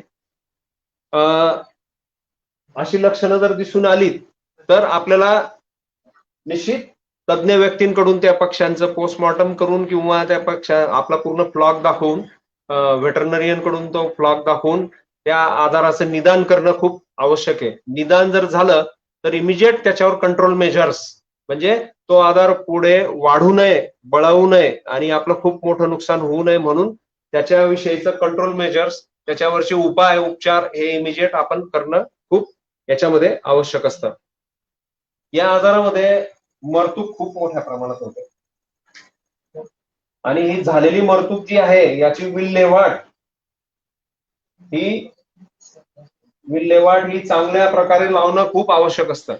बरेचदा आपण बघितलं काही लोक असे पक्षी, आता मागे सिन्नर का कुठेतरी मी आपल्या कोरोनाच्या काळात ऐकलं होतं मी 3-4 महिने, पक्षी असे सोडून दिले, भाव मिळाला नाही, लोकांनी असे डायरेक्ट रानात पक्षी सोडून दिले फार 15-20 हजार. तर हे असले जे प्रकार जे आपल्याकडे होतात तर ते त्याच्यामुळे रोगाचा प्रसार हा रोखण्याच्या ऐवजी खूप मोठ्या प्रमाणात त्याचा प्रसार अजून होतो आणि लोकांमध्ये एकदा जर का भीती निर्माण झाली की मग ह्या आजारांना आटोक्यात आणणं खूप खूप जिकिरीचं जातं आणि त्या आजारांना आटोक्यात आणण्यासाठी आपल्याकडे मग यंत्रणा खूप कमी पडते, जे की आपण ज्वलंत उदाहरण आता बघितलेलंच आहे. तर ही यंत्रणा कुठपर्यंत पुरणार, कुठपर्यंत हे आपल्याला मदत देऊ शकणार, तर ह्या सगळ्या प्रश्नचिन्ह बाबी आहेत. म्हणून आपण हा आजार येऊ नये, होऊ नये आपल्या पक्ष्यांमध्ये, तर त्याच्या दृष्टीने काळजी घेणं खूप आवश्यक आहे. काळजी घेणं म्हणजे हा शब्द मी प्रत्येक वेळेस जो वापरतोय, काळजी घेणं म्हणजे काय, जसं आपण आपल्या मानवाच्या दृष्टीने आपण म्हणतो नियम. नियम पाळणे खूप आवश्यक आहे. आपण किती नियम पाळतो आपल्याला कोरोनाच्या संदर्भात प्रत्येक दिवशी त्या मेडिकल ऑफिसर्स जे आहेत किंवा जे आपलं इंडियन मेडिकल असोसिएशन आहे यांच्याकडून वारंवार बऱ्याच गोष्टी सांगितल्या जातात. पण आपण किती पाळतो हे आपल्यालाच माहिती आहे. तशाच प्रकारचे आजाराचा जो प्रकार आहे हा या कुक्कुटपालन व्यवसायामध्ये जर आपण ह्या काळजी नाही घेतली किंवा त्याचे जे नियम आहेत ते जर नाही पाळलेत, तर खूप मोठ्या प्रमाणात आपल्याला याचा हा झटकाच शब्द याला योग्य राहील. खूप मोठ्या प्रमाणात झटका बसतो आणि या झटक्याचं स्वरूप ते पक्षी मृतही होतात आणि तोटा खूप मोठ्या प्रमाणात होतो. किंबहुना काही जण तर या व्यवसायातून उद्ध्वस्त होऊन जातात. परत या व्यवसायाकडे जाण्यासाठी नाव घेत नाहीत. अशा प्रकारची ही घातक काही आजार आजार आपल्याला निश्चितच या व्यवसायामध्ये दिसून येतात. याच्या पुढचा जो काही बुरशीजन्य आजार आहे, ऍस्परजिलस नावाचं जे एक बुरशी आहे, याच्यामुळे हे आजार होतात. या आजारामध्ये ब्रुडर निमोनिया म्हटलं की जनरली आपल्याला लगेच फुफ्फुस वगैरे आपला रेस्पिरेटरी ट्रॅक जो आहे याच्याशी निगडीत लक्षणं सगळे दिसतात. तर हा बुरशीजन्य आजार जे आहे, एक अफ्लाटॉक्सिन असतं आणि एक ऍस्परजिलस असतं.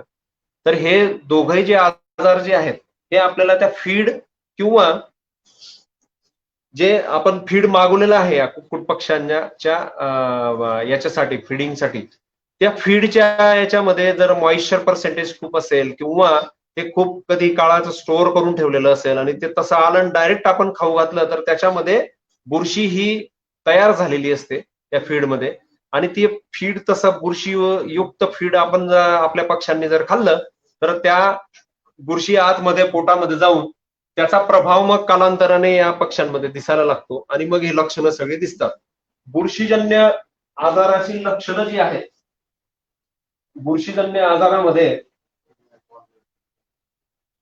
जी लक्षणं आहे ही खूप कालांतराने दिसतात. समजा आज जर बुरशी ही जर त्या पक्षाकडून खाल्ली गेलेली असेल तर निश्चितच एक 2 ते 3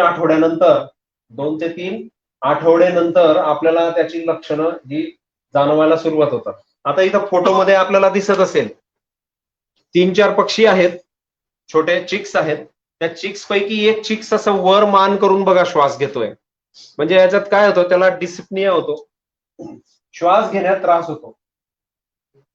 श्वास घेण्यास पक्ष्यांना या आजारामध्ये त्रास होतो आणि तो पक्षी किंवा तो चिक्स मग ते श्वास नलिका पूर्ण लांबवण्याच्या दृष्टीने आणि श्वास पूर्ण आतमध्ये जाण्याच्या दृष्टीने तो तशी ती मान करतो वर आणि तशी मान केली आणि एकदा श्वास घ्यायला त्याने प्रयत्न केला की पटकन लगेच मरून पडतो. तर हा या चिक्स मध्ये खूप मोठ्या प्रमाणात आजार हा दिसतो. चिक्स म्हणजे तुमचे 1 दिवसाचे, 2 दिवसाचे किंवा 1 आठवड्याचे जे पक्षी असतील त्याच्यामध्ये हा आजार मोठ्या प्रमाणात दिसून येतो.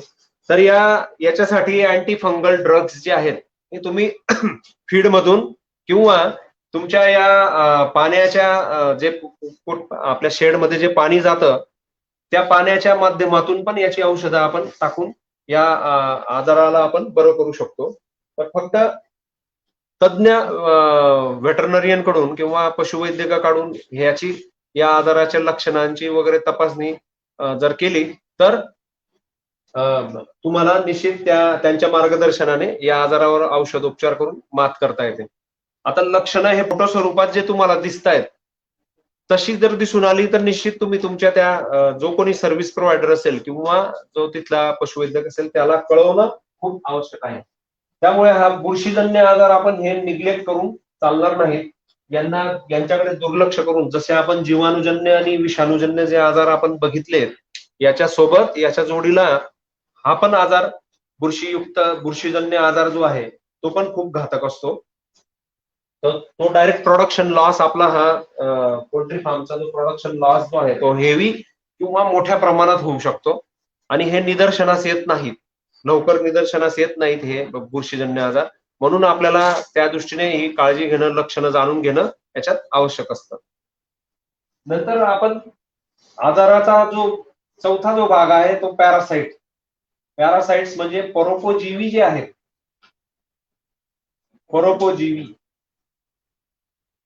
परोपजीवी म्हणजे काय, जे दुसऱ्या याच्यावर अवलंबून असून तिथं आपलं दिनचर्या चालवतात.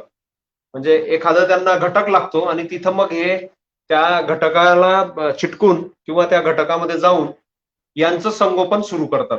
असे परोपजीवी आपण त्याची व्याख्या करू शकतो. हे परोपजीवी पासून वेगवेगळे आहेत ते, काही राऊंड वर्म आहे, लंग्स वर्म आहे, गेप वर्म्स आहेत, नंतर सिकल वर्म्स आहेत. म्हणजे हे जे मी वाचले वर्म्स किंवा हे जंत जे वाचले तर हे काही आपल्या डायजेस्टिव्ह सिस्टीम म्हणजे अन्ननलिका याच्यासाठी याच्यामध्ये उत्पन्न होणारे आहे, काही डोळ्यामध्ये उत्पन्न होणारे आहे, काही लंग्स म्हणजे फुफ्फुस किंवा आपला ट्रकिया जो आहे श्वासनलिका वगैरे जी आहे याच्यामध्ये तयार होणारे, काही लिव्हरमध्ये काळीज आपण जे म्हणतो त्याच्यामध्ये काही कलेजी जी म्हणतो त्याच्यामध्ये काही तयार होणारे आहे, काही गुदद्वाराच्या भागामध्ये हे तयार होणारे आहेत. असे वेगवेगळ्या भागामध्ये आपल्या त्या पक्षाच्या वेगवेगळ्या भागामध्ये तयार होणारे त्याचं तसं नॉमेनक्लेचर किंवा त्याचं तसं नाव दिलं जातं आणि त्याप्रमाणे हे परोपजीवी जर आतमध्ये असतील ते दोन प्रकारचे असतात. एक असतात इंटरनल, म्हणजे जे आता आपण बघत आहोत ते सगळे इंटरनल झाले. इंटरनल म्हणजे आतमध्ये, हे शक्यतोवर आपल्याला बाहेरून याचे एग्ज असतील, अंडी जी असतील ती दिसत नाही आपल्या उघड्या डोळ्याने, ही याची एग जी असतील ती दिसत नाही, पण ही एग चुकून आतमध्ये जर गेली तर त्याचा मोठ्या प्रमाणात त्याच्यामधून त्याचा प्रसार होतो आणि हे जंत जे आहेत, जंतू आणि जंत याच्यामध्ये खूप फरक आहे. जंतू म्हटले की विषाणू आणि जीवाणू आणि जंत म्हटले की हे आपण पॅरासाइट जे बघतोय ते. तर याच्यामध्ये आतमध्ये हे जाऊन हे वेगवेगळ्या प्रकारचं लक्षणं मग त्या पक्ष्यांमध्ये आपल्याला दिसून येतात. ती लक्षणं तुम्हाला तिथे आता दिलेली आहेत. जनरली आपलं डिक्रीज ग्रोथ रेट म्हणजे वाढ जी आहे, म्हणजे प्रोडक्शन लॉसेस जे कसे होतात ते आपण बघूया. वाढ जी आहे ही वाढ खुंटते याच्यामध्ये, हे प्रामुख्याने सगळ्यात मोठं लक्षण याच्यामध्ये दिसतं. त्याच्यानंतर भूक मंदावते. भूक मंदावल्यामुळे एकदा का भूक मंदावली की सगळे त्याचे बॅड इफेक्ट्स हे पुढे आपल्याला दिसायला लागतात. भूक मंदावली की मग विकनेस येतो. विकनेस म्हणजे अशक्तपणा. अशक्तपणा हा या पक्ष्यांमध्ये येतो.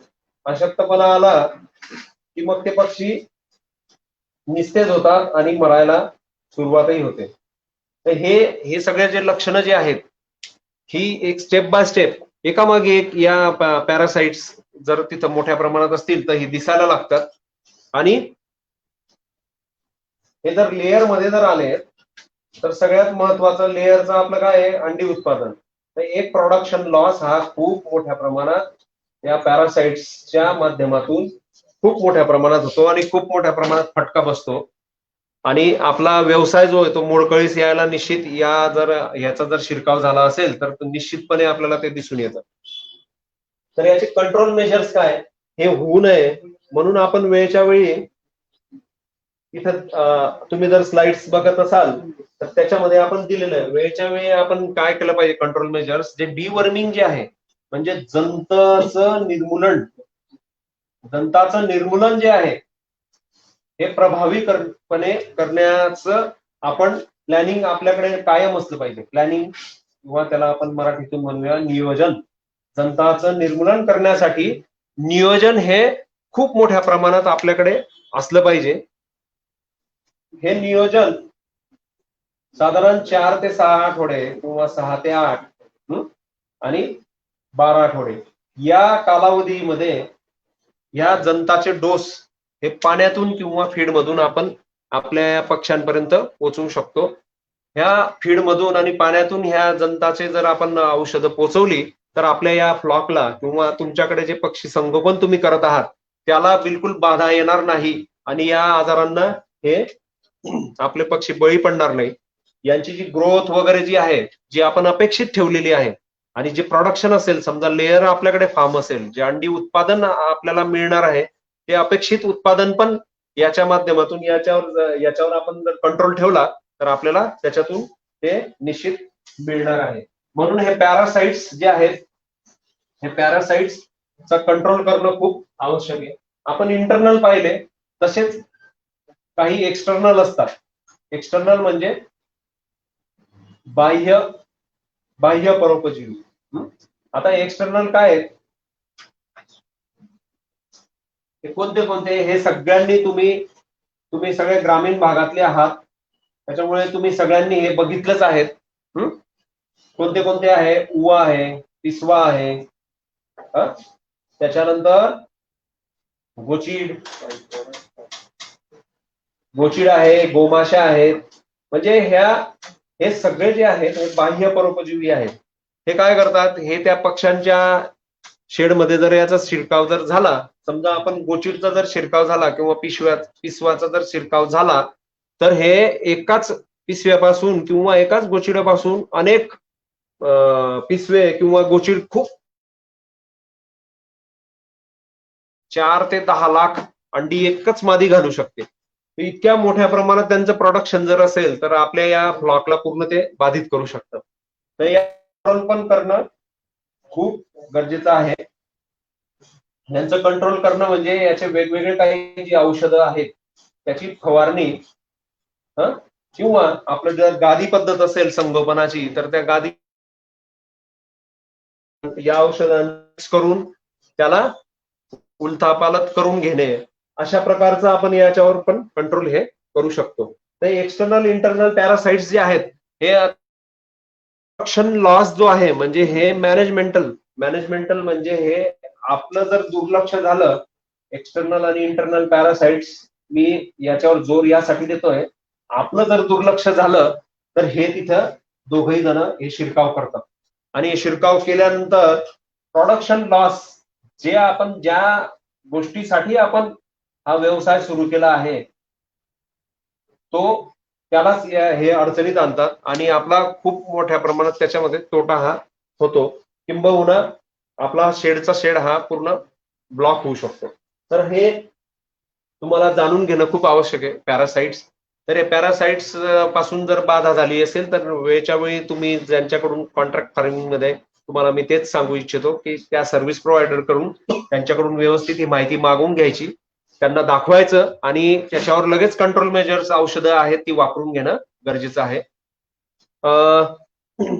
जर बॅकयार्ड पोल्ट्री किंवा तुमचं घरगुती असेल कुक्कुटपालन व्यवसाय तर त्याच्यामध्ये तुमच्या नजीकच्या दवाखान्यामध्ये जे गुरांचे डॉक्टर्स असतील त्यांच्याकडे जाऊन त्यांच्या मार्गदर्शनाने याच्यावर निश्चितच आपण हा उपाय केला पाहिजे.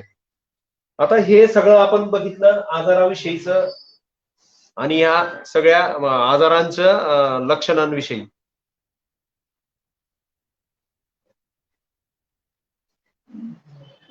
आपण आता ह्या आजार आता होऊ नये म्हणून मी तुम्हाला मगापासून जे सांगत होतो की लसीकरण करणं खूप आवश्यक आहे. लसीकरण करण्यासाठी काय काय गोष्टी आपण ह्या आपल्या शेडमध्ये लक्ष घेतल्या पाहिजेत. बरेचदा काय होतं की डॉक्टर येतात लसीकरण करून जातात, कसं केलं काय केलं हे आपल्याला लक्षात येत नाही. पण एक चांगलं व्यावसायिक बनण्याच्या दृष्टीने आपण या बाबीकडे स्वतःहून निश्चितपणे लक्ष दिलं पाहिजे. ते लक्ष आपलं स्वतःच जर असेल तर आपण या आपल्या व्यवसायाला चांगल्या प्रकारे करण्यासाठी आपण हे प्रवृत्त पण होतो आणि त्याचा आपला उत्साह पण त्याच्यामध्ये निश्चितपणे वाढू शकतो. आता हे लसीकरण करायचं म्हटल्यावर याच्यात काय करायचं, लस साधारण जेवढेही असतात काही डोळ्यातून देणारे असतात, काही ह्या नाकपुडीतून दिल्या जातात, काही पाण्यातून, काही आहे डायरेक्ट प्रत्यक्षात टोचून त्या पंखाच्या आतील बाजूस टोचून किंवा त्याच्या मानेमध्ये टोचून काही हे लसीकरण केलं जात असतं. तर या लसीकरणाची शीत साखळी म्हणजे लस जी आहे ही लस साधारणतः 2 ते 8 डिग्री सेंटीग्रेड या तापमानामध्येच ती स्टोरेज केली गेली पाहिजे. ते जे तापमान आहे किंवा त्या मेन सेंटर पासून तुमच्या शेड पर्यंत येण्याकरता तेवढंच टेम्परेचर मेंटेन असलं पाहिजे. किंवा तुम्ही बरेचदा बघतात ते पोलिओ डोस देताना ज्या महिला किंवा जे डॉक्टर्स लोक जे जायचे त्यांच्याकडे ते कॅरियर जे असायचं किंवा असतं त्याच्यामध्ये त्यांनी ते टेम्परेचर मेंटेन करून लस त्याच्यामध्ये ठेवलेली असते. अशा प्रकारचे कॅरियर्स जे आहेत लस ठेवण्याचे ते पण आपल्याला उपलब्ध होऊ शकतात आणि त्याच्यामध्ये ती लस तशी आणली आपल्या शेडपर्यंत आणि मग लसीकरण केलं तर त्या लसीचा प्रभाव हा चांगल्या प्रकारे आपल्या पक्ष्यांमध्ये होतो आणि आपल्याला निश्चित त्या रोगांपासून त्या पक्ष्यांना आपल्याला वाचवण्यासाठी मदत होते. हा एक भाग झाला. दुसरा या लसीची काळजी अजून एक महत्वाची आहे ती घेणं म्हणजे लस करताना कधीही थंड वातावरणात केली पाहिजे. आता तुम्ही म्हणणार उन्हाळ्यात तर आमच्याकडे 40-45 फार 47 जातं, मग थंड वातावरण कुठून आणायचं आम्ही? तर अशाही वातावरणामध्ये म्हणजे आपण शक्यतो लस जी आहे त्या सकाळी किंवा संध्याकाळी जनरली सकाळच्याच वेळेस ह्या लसीचा कार्यक्रम सगळा उरकून घेतला पाहिजे. लस आपल्या पक्ष्यांना सकाळच्या वेळेतच दिल्या तर स्ट्रेस कमी येतो पक्ष्यांवर. स्ट्रेस कमी आला तर त्यांना त्याची बाधा जी आहे ती कमी होते आणि प्रभावीपणे ते लसीकरण हे मोठ्या प्रमाणात केलं जातं. तर ह्या दोन गोष्टी लसीकरण करण्यापूर्वी आपल्याला काळजी घेणं खूप आवश्यक आहे. त्याच्यानंतर याच्यामध्ये ज्या सुया किंवा जे सिरिंज वापरलं जाणार आहे त्याची पण आपल्याला ते प्रत्येक पक्षाच्या हिशोबाने फ्रेश असलं पाहिजे, नवीनच असलं पाहिजे आणि त्याप्रमाणे ते लसीकरण त्या सुई किंवा ते इंजेक्शन त्याच्यातून ते टोचून घेतलं पाहिजे. यासाठी तुमच्या इथं फार्मवर जे कोणी तज्ञ डॉक्टर्स येत असतील किंवा जे कोणी सुपरवायझर असतील ते ट्रेन असतील तर ते बरोबर ह्या दृष्टिकोनातून लसीकरण हे करून घेत असतात. तर ह्या लसीचं जे आहे या 2-3 बाबी मला सांगणं खूप आवश्यक वाटलं लस करण्यापूर्वी, लस देण्यापूर्वी, म्हणून ते आपण जाणून घेणं खूप आवश्यक आहे.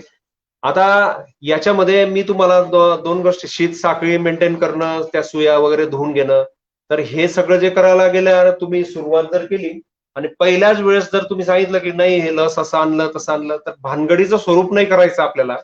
भानगड याच्यामध्ये नाही करायची आहे. तो समोरचा जो माणूस आपल्याला सर्व्हिस द्यायला आलेला आहे त्याच्याकडे तो काय करतो कसं करतो हे ऑब्झर्वेशन करणे आणि त्याच्यामध्ये जर काही तो वेगळं किंवा ती लस खिशातच आणली असेल आणि देत असेल तर तसं झालं नाही पाहिजे. म्हणून त्या दृष्टिकोनातून हा आपल्याला लस करण्यापूर्वी ती लस कशी ठेवतात काय ठेवतात हे सांगण्याचा उद्देशच मुळात तो आहे.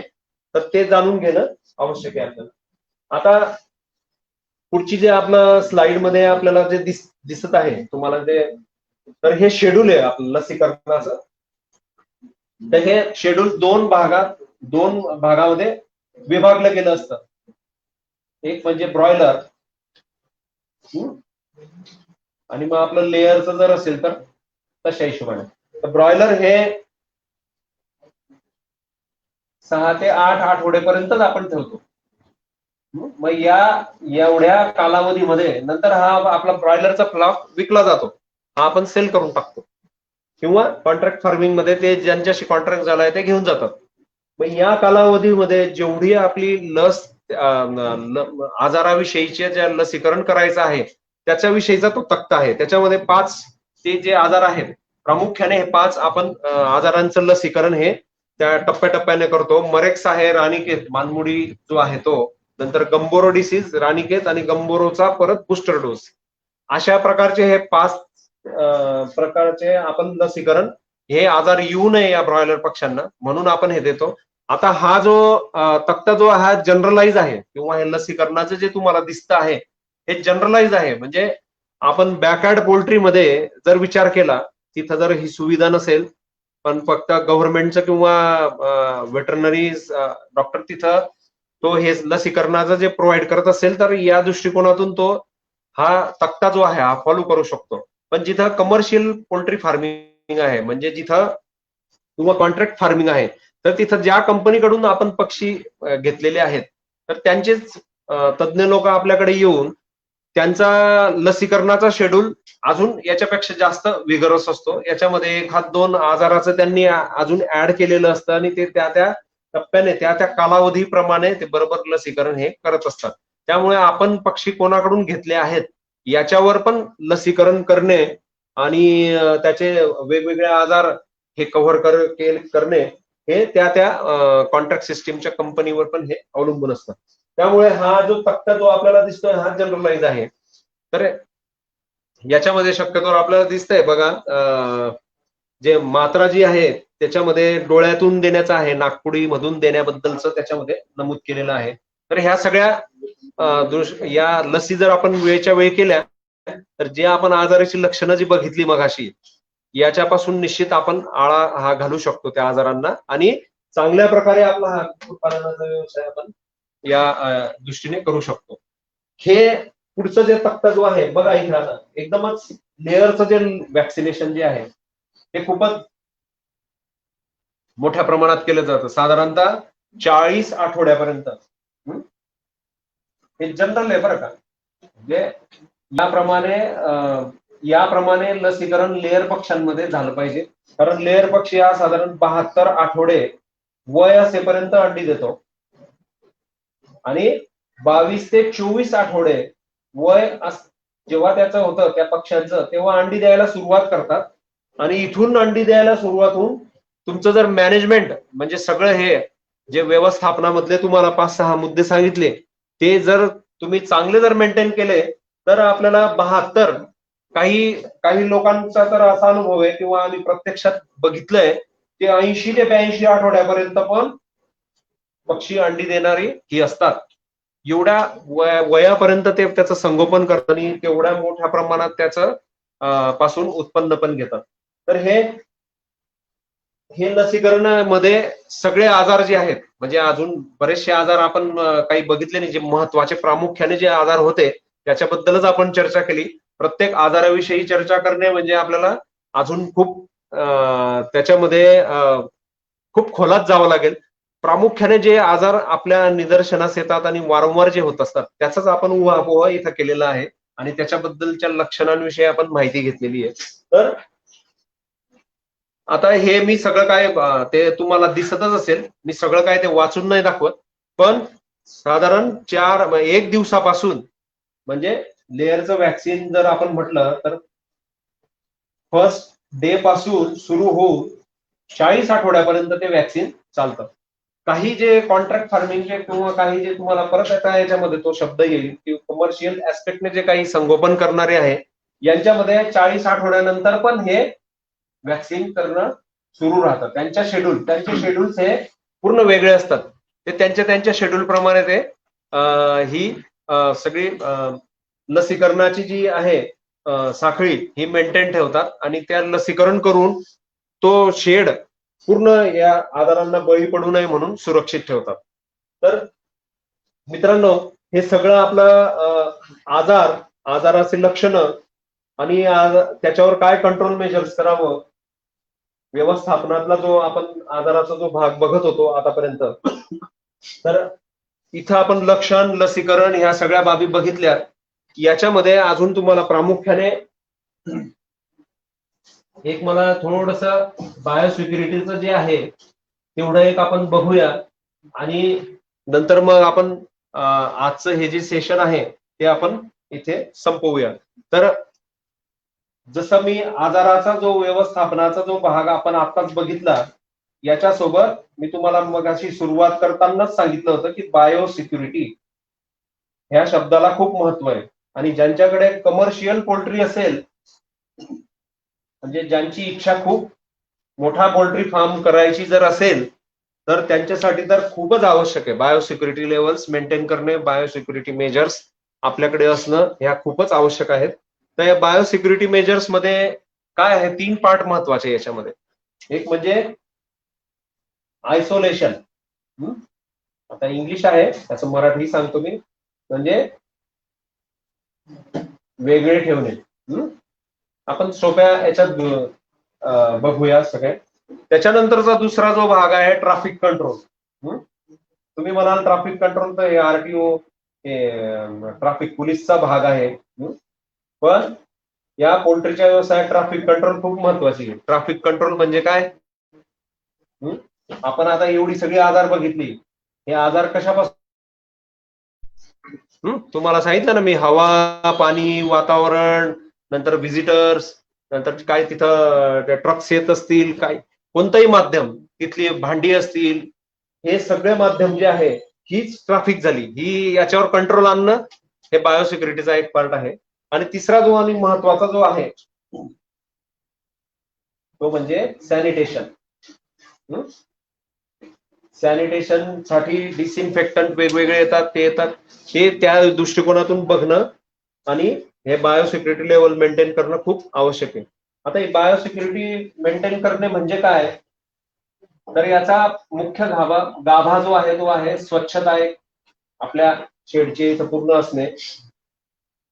नंतर रोग येऊ नये म्हणून वेगवेगळे जे माध्यम आहे त्यांचा शिरकाव किंवा त्यांचा अटकाव करण्याच्या सुविधा आपल्याकडे या मेंटेन ठेवणे. नंतर शेड आहेत काही, आपल्या शेडमध्ये जर आपले जे लेबर्स किंवा जे सुपरवायझर्स असतील किंवा जे शेडच्या आतमध्ये जे काम करणारे असतील, यांचं पण सुरक्षितता आणि या सुरक्षिततेसोबत पक्ष्यांची सुरक्षितता ही याच्यामध्ये खूप आवश्यक बाब आहे. आता यांच्या अनुषंगाने पक्ष्यांची सुरक्षितता जर बघायची असेल तर मग शेडच्या एंट्रन्सच्या इथंच फुटबाथ असला पाहिजे. फुटबाथ मध्ये वेगवेगळे डिसइन्फेक्टंट भेटतात मार्केटमध्ये, ते टाकलेले असले पाहिजे. रोज ते सोल्युशन बदलवलं पाहिजे, जेणेकरून या फुटबाथ मध्ये पाय ठेवून जे शेडच्या आतमध्ये काम करणारी जी लोक असतील ती आतमध्ये जातील आणि रोगजंतूंचा शिरकाव हा कमी प्रमाणात होईल. म्हणून या बायोसिक्युरिटी लेवलचं तेवढं अनन्यसाधारण महत्व याच्यामध्ये आहे. दुसरं आपल्याला अजून याच्यामध्ये एक माहित असलं पाहिजे की या पक्ष्यांसाठी घातक बाबी काय आहे. आजार तर आपण बघितले, म्हणजे बाहेरचे जे आहेत घातक बाबी काय आहेत? वाईल्ड अॅनिमल्स आहेत. वाईल्ड अॅनिमल्स म्हणजे हिंस्र पशु पक्षी जे आहेत ते आहेत. आता ग्रामीण भागात फिरताना किंवा इकडे जाताना आम्ही बरेचदा बघतो कुत्रेच काही पक्षी खाऊन जातात. मुंगूसच शेडमध्ये घुसून जातो, पक्षी खाऊन जातो. काही उंदर घुशी जे आहेत ते पूर्ण पोखरून त्या शेडच्या आतमध्ये घुसतात, पक्षी खाऊन जातात. असे बरेच कंप्लेंट्स येतात. आता ह्या कंप्लेंट्सवर आपल्याला इमिजिएट पक्ष्यांसाठी तर काही करता नाही येणार, पण हे रोडंट्स किंवा हे रॅट्स वगैरे जे आहेत, मुंगूस वगैरे आहेत, हे आतमध्ये घुसू नये शेडच्या, यासाठीच काळजी घेणं खूप गरजेचं असतं. म्हणजे आपण त्या फ्लोअरिंग जे आहे ते पक्क किंवा व्यवस्थित असणं गरजेचं आहे. मातीचं जरी असेल किंवा कोबा केलेलं जरी असेल तरी त्याच्यामध्ये आपली जी हाईट जी आहे जमिनीपासूनची ती व्यवस्थित दिली पाहिजे. जसं आपण आपले जुने गोडाऊन्स धान्य साठवण्याचे होते ते रॅट प्रूफ वगैरे अशा प्रकारचे होते, तर ते सगळं या प्राण्यांपासून या पक्ष्यांपासून आपल्याला त्या शेडला मेंटेन ठेवणं खूप गरजेचं आहे. या बायोसिक्युरिटी विषयी मी तुम्हाला आपल्या पहिल्या याच्यामध्ये बऱ्यापैकी माहिती दिलेलीच होती, पण ह्या 2-3 जरा महत्वाच्या गोष्टी सांगायची मला आवश्यकता वाटली या सेशन दरम्यान. तरी हे बायोसिक्युरिटी लेवल आपण मेंटेन करणं खूप आवश्यक आहे. याच्यामध्ये ही जी स्लाइड आहे ही आपण बघूया आणि ह्या स्लाइडचं चर्चा करून मग आपण इथे स्टॉप घेऊया, म्हणजे आजचं सेशन आपण थांबवूया. या स्लाइड मध्ये बघा तुम्ही, फार्म 1, फार्म 2, फार्म 3 म्हणजे हे वेगवेगळे फार्म्स आहेत. या फार्म्स मधून इतर फार्म्स मध्ये मुवमेंट्स दिसते आपल्याला, ती कशाच्या माध्यमातून होते? काही तिथे ट्रक्स दाखवलेले आहेत, काही आपण स्वतः मानव म्हणजे मनुष्य दाखवलेले आहेत. काही ठिकाणी तुम्हाला ते पक्षी दाखवले आहेत, त्यांच्यामध्ये पार्टिशन दाखवलेलं आहे. तर काही याच्यामध्ये त्याच्या याच्यात एक दिलेलं आहे की इक्विपमेंट्स दाखवलेले आहेत, म्हणजे काही फिडर आहेत, वॉटर्स आहेत. तर ही सगळी जी माध्यमं जी आहेत ही माध्यमं रोग प्रसार करण्यासाठी पूरक असतात. या माध्यमांना रोखणे म्हणजेच आपल्या बायोसिक्युरिटी लेवल आपण मेंटेन ठेवणे. तर हा भाग आहे. म्हणून या बायोसिक्युरिटी विषयी, जैव सुरक्षिततेविषयी आजकाल नियम पण आहे, कायदे कानून पण आहेत, ते पाळणं ते कंपल्सरी झालं आहे. हे जर आपण बायोसिक्युरिटी लेवल आपल्याकडे पाळल्यात तर शासनाकडून जे तुमच्याकडे पहिल्या दिवशी उपायुक्त साहेब आले होते, उपायुक्त पशुसंवर्धन, यांच्याकडून 5,000 पक्षी असणारा लेअर ब्रॉयलर काय जो कोणाचाही 5,000 संख्येच्या वर ज्यांच्याकडे पक्षी आहेत लोकांसाठी फुकटमध्ये रजिस्ट्रेशन सर्टिफिकेट रजिस्टर केलं जातं त्या फॉर्मला आणि त्याला बाकायदा रजिस्ट्रेशन सर्टिफिकेट देऊन गव्हर्नमेंटचं 3 वर्ष कालावधीसाठी त्याला रजिस्टर केलं जातं त्या कुक्कुटपालक व्यवसायाला आणि ते रजिस्ट्रेशन सर्टिफिकेट त्याला त्याच्या शेडमध्ये किंवा त्याच्या ऑफिसमध्ये लावून त्याच्यापासून अनेक प्रकारचा फायदा हा त्याला म्हणजे कोणी आलं तर त्या लोकांना दाखवताही येतं, त्यांना डिस्प्ले करून ठेवायचं ते. तर ते रजिस्ट्रेशन करण्याची आपल्याकडे एक स्कीम आहे. तर ही रजिस्ट्रेशन सर्टिफिकेट भेटण्यासाठीचा हा बायोसिक्युरिटी लेवलचा क्रायटेरिया महत्वाचा आहे. तर इथं आपण थोडा आता आपण थांबूया, पण याच्यामध्ये हे जे एक थोडस थांबण्याच्या आधी उजळणी करून घेऊ. आपण व्यवस्थापनाचे 6 मुद्दे बघितले. या 6-7 मुद्द्यांमध्ये आरोग्याचा एक मुद्दा बघितला. आरोग्याच्या दृष्टीने आपण काय काळजी घ्यायला पाहिजे, त्याचा प्रसार कसा होतो, नंतर वेगवेगळे जे जीवाणू, विषाणू, पॅरासाइट्स आहे यांच्यापासून काय आजार होतात, त्याची लक्षणं काय, हे सगळं आपण जाणून घेतलं. थोडं ते लक्षणं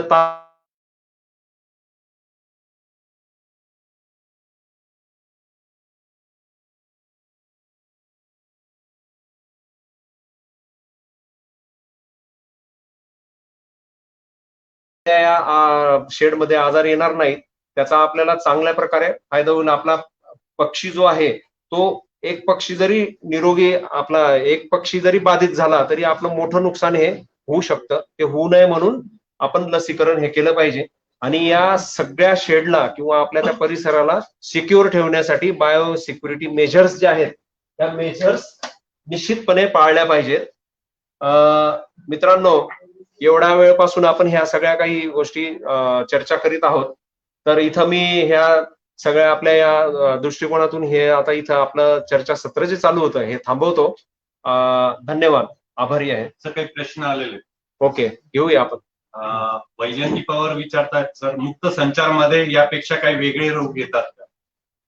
मुक्त संचारमध्ये रोग हेच असतात, परंतु मुक्त संचार पद्धतीमध्ये काय असतं, ते मुक्तच असल्यामुळे त्यांचा प्रसार झपाट्याने होण्यासाठी कुठेही ते फिरून त्यापासून आजार हे येऊ शकतात. याच्यासाठी आपल्याला मुक्त संचार पद्धतीमध्ये आजार येऊ नये म्हणून आपल्याकडे खुराडा बनवून ठेवला असेल. संध्याकाळी आपण ते पक्षी आपल्या एका खुराड्यामध्ये किंवा काही जण टोपलीच्या खाली ठेवतात, हे ठेवतात. तर तिथे आपण ते संगोपन करण्यासाठी जी जागा असेल तर ती आपण दाखवायचं आणि लक्षणं तज्ञ व्यक्तीला बोलून घ्यायचं. त्यांच्याकडून लक्षणं जर आजाराचं काही दिसत असेल तर ती लक्षणं जाणून घेऊन उपचार किंवा उपाय इमिजिएट करणं आवश्यक असतं. आजार ही जी आपण बघितली ही सगळी त्या मुक्त संचार पद्धतीमध्ये दिसून येतात. सर संतोष शिंदे सर विचारतात ते परसातील कुक्कुट पालन करताना लसीकरण मोहीम कशी राबवावी? परसातील कुक्कुट पालन करताना जो आपल्याला ब्रॉयलरचा आणि लेअरचा जो तक्ता दाखवला तर साधारणतः त्याच्यामध्ये 4 प्रकारचे जे आजार आहेत ते प्रामुख्याने दिसतात आपल्याला. एक फाऊल पॉक्स आपण म्हटला, त्याच्यानंतर न्यू कॅसल डिसीज आहे, नंतर आपलं इन्फेक्शियस कोरायझाचाही असतं, परंतु जनरली ह्या आजाराचा आपण व्हॅक्सिनेशन परसातील कुक्कुट पालनामध्ये शेड्यूल जर आपण काही ठेवत नाही, पण तो जनरल जो तक्ता आपण दाखवला ब्रॉयलरचा आणि लेअरचा, तर त्या दृष्टिकोनातून हे 3-4 आजाराचा आपण निश्चित त्याच्यामध्ये लसीकरण करणं आवश्यक आहे. या लसीची उपलब्धता मी शिंदे साहेबांना सांगू इच्छितो. या लसीची उपलब्धता आपल्या नजीकचे जे दवाखाने जे आहेत इथं निश्चित आपल्याला गव्हर्नमेंटचे जे दवाखाने आहेत तिथं हे निश्चितपणे उपलब्ध होऊ शकते. सर धनंजय विचारतात दाट झाडे असणाऱ्या भागात जर जंगली पक्षी रोग कारक म्हणून कारणीभूत होत असेल तर त्यास अटकाव कसा करावा? पुन्हा एकदा प्रश्न जरा. जिथे जास्त जंगल झाडं हा आहेत, तिथले जे जंगली जनावर आहे त्यांच्यापासून रोग होऊ शकतो, तर मग त्याला अटकाव कसा करतात? याच्यामध्ये दाट झाडी जिथं असेल आणि त्याच्या अंतर्गतच आपला जर शेड असेल तर मित्रांनो थोडंसं कष्ट यासाठी असं घ्यावं लागतील की आपला शेड या झाडींच्या याच्यापासून दूर असला पाहिजे. निदान 10 ते 15 10-1 फूट तरी अंतर आपल्या त्या झाडांच्या याच्यापासून आपल्या शेडची रचना ही असली पाहिजे. जर तशी रचना जर नसेल, शेडला लागूनच जर ते सगळं जर असेल तर मग निश्चितच ते वाईल्ड अॅनिमल पासून किंवा त्या पक्ष्यांपासून आपल्या या पक्ष्यांना बाधा पोहोचेल. दुसरा एक भाग आहे फेन्सिंगचा. आपल्या शेडला जे फेन्सिंग केलेलं असतं ते खूप इम्पॉर्टंट आहे. त्याची स्पेसिफिक एक साईज आहे. तर ती साईज त्याप्रमाणे फेन्सिंग आपल्या त्या शेडचं पूर्ण करणे गरजेचं आहे. नंतर असा जर उपद्रव असेल तर आपल्या शेडमध्ये प्रत्यक्षात ओनरने राऊंड मारणं पण गरजेचं आहे, जेणेकरून कुठून काही नळा आहे किंवा काय आहे, बरेचदा लेबर्स वगैरे हे वर्क करत असताना त्याच्याकडून निग्लेक्ट होऊ शकतात ह्या गोष्टी. पण आपण ह्या प्रामुख्याने बघितलं पाहिजे. नंतर शेडच्या आतमध्ये आणि शेडच्या बाहेर पण आपण फेरफटका मारला पाहिजे ओनरला मी यासाठी जबाबदार धरीन. ओनरने यासाठी बाहेर पण बघितलं पाहिजे की ते झाडाच्या ज्या फांद्या आहेत किंवा झाड जे आहे आपल्या एवढं डिस्टन्स त्याच्यामध्ये मेंटेन आहे का नाही. नसेल तर ते जवळच झाड जर आले असतील तर त्यांना तोडणं आपल्याला क्रमप्राप्त राहणार आहे. सर, विश्वजित जिरे विचारतात ते 5,000 पेक्षा कमी बर्ड असतील तर रजिस्ट्रेशन करता येतं का? आपल्याला शासनाच्या नियमाप्रमाणे सांगितलंय की 5,000च्या जर कमी जर असेल तर रजिस्ट्रेशन करता नाही येत. हे जे गव्हर्नमेंटचं जे तुम्हाला मी सांगितलं ते 5,000 ते 5,000च्या वर असणाऱ्या पक्षींसाठी रजिस्ट्रेशनचा नॉर्म्स त्यांनी ठेवलेला आहे. सर, रत्नाकर गायकवाड विचारताय मरखी आणि मानमोडी आजार एकच का वेगवेगळे आहेत? ते आपल्या लोकल याच्या दृष्टिकोनातून आपल्याला हे वेगवेगळे त्याचे नॉमेनक्लेचर केलेले आहे. मरखी आता हा तर शब्द जनरली मी तरी माझ्या एवढ्या याच्यातून फिरताना मी ऐकलेला नाहीये, परंतु मानमोडी हा प्रचलित नाव आहे हे मराठीतून. मानमोडी हा आजार आपल्याला प्रामुख्याने दिसून येतो. मरखीचा मी काही ऐकलं नसल्यामुळे तुम्हाला मी त्याचं व्यवस्थित तसं उत्तर, कारण ते लोकल याच्यामध्ये परत प्रत्येक ठिकाणी बदलतो तो भाग, पण मानमोडी हा जनरली पूर्ण ठिकाणी प्रचलित आहे. सर, मनोज विचारताय सर डीपीएक्स परवडते का? डीपीएक्स हो. काय पक्ष्यांची जात आहे नेमकं काय है ना? जात आहे पक्ष्यांची. आता हे परवडते का? देशी पक्षी. देशी ना. देशी पोल्ट्री व्यवसाय परवडण्यासाठी तुम्हाला त्यासाठीच मी सुरुवातीला व्यवस्थापनाच्या याच्यातच सांगितलं की निवड ही आपल्यावर अवलंबून आहे. तुमच्याकडे किती भांडवल आहे. काल तुम्हाला शिंदे साहेबांनी सांगितलं की आपल्याकडे भांडवल किती आहे, आपण कसं कोणतं चॉईस करतोय, म्हणजे पक्ष्यांची निवड कोणती करावी हे आपल्यावर अवलंबून आहे. तुम्ही देशी पक्षी जरी निवडले तरी त्याच्यापासून त्यांची जी कॅपॅसिटी आहे म्हणजे 160 ते 180 अंडी देण्याची जी त्यांची जी कॅपॅसिटी आहे ती देणारच. जे गिरिराज, वनराज वगैरे जे आपण हे जे आपल्या ज्या देशी ज्या जाती आहेत यांच्यापासून एवढं अपेक्षित आपल्याला अंड्यांचं उत्पादन मिळणारच. त्यांचंही संगोपन, त्यांच्यासाठी हे आजार निश्चितच असतातच. त्या आजारांची काळजी, त्या लसीकरणाची काळजी आपण घेतली तर याच्यापासून आपल्याला बेनिफिट हा निश्चित होऊ शकतो.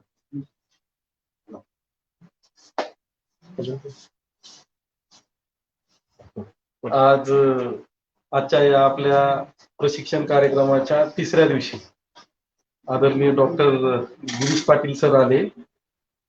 सर सहाय्यक आयुक्त म्हणून काम करतात, पशुसंवर्धन विभागीय रोग अन्वेषण प्रयोगशाळा नाशिक विभाग, नाशिक.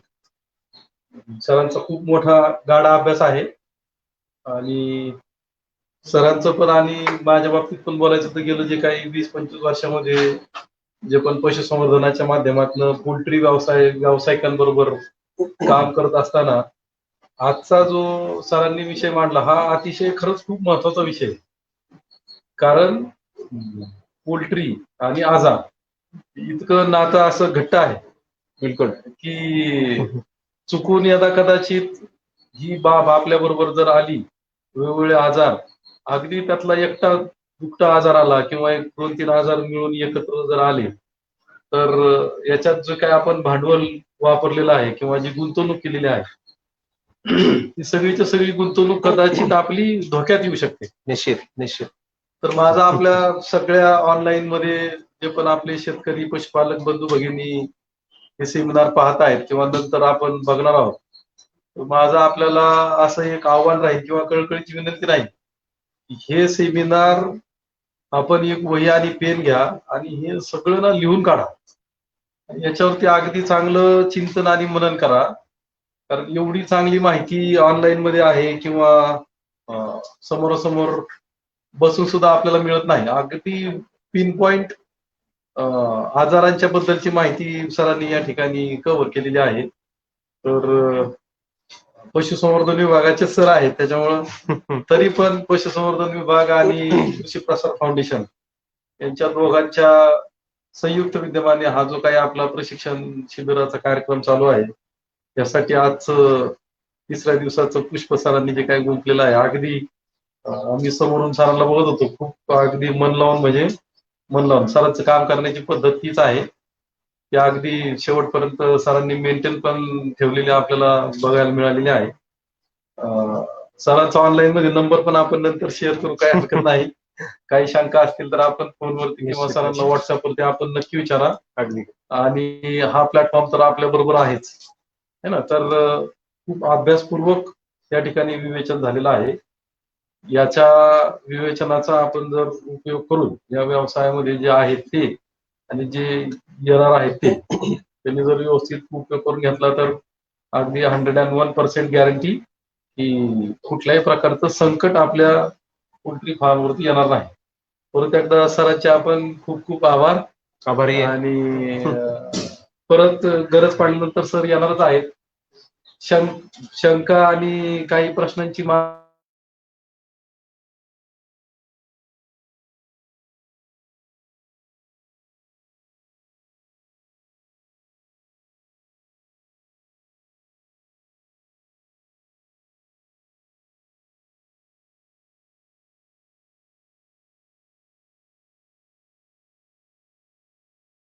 आपल्या बरोबर अजून एक सर आले, डॉक्टर मेहरे.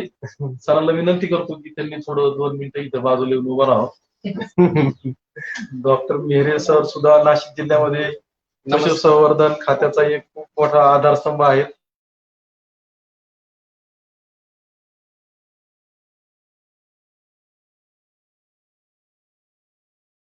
डेअरी फार्मिंग मध्ये सरांचा खूप मोठा अभ्यास आहे. तर एकंदरीत आपलं हे जे काही सत्र चालू आहे, ते सत्र चालू करताना आपलं जे म्हणणं होतं की पशुसंवर्धन विभागाचा आहे, यातून आपल्या पूर्ण महाराष्ट्रातल्या प्रत्येक शेतकऱ्याला पशुपालकाला खूप चांगला उपयोग आणि फायदा हा होणारच आहे. आपण बघत आहात आजचा तिसरा दिवस अगदी तळमळीने आम्ही या ठिकाणी माहिती सांगण्याचा आपल्याला प्रयत्न करत आहोत. त्याचा पूर्ण आपण जास्तीत जास्त संख्येने जास्तीत जास्त प्रमाणात उपयोग करून घ्यावा. आणि आजचं सेशन काही कालच्या सेशन मधल्या परवाच्या सेशन मधल्या शंका आहेत त्या आम्ही लिहून ठेवलेल्या आहेत, काही लक्षात पण ठेवलेल्या आहेत. तर आजचं सेशन आपण इथं थांबू. आम्ही सगळे मिळून आपले सगळ्यांचे खूप खूप आभार आहोत. थँक्यू. आभारी. धन्यवाद.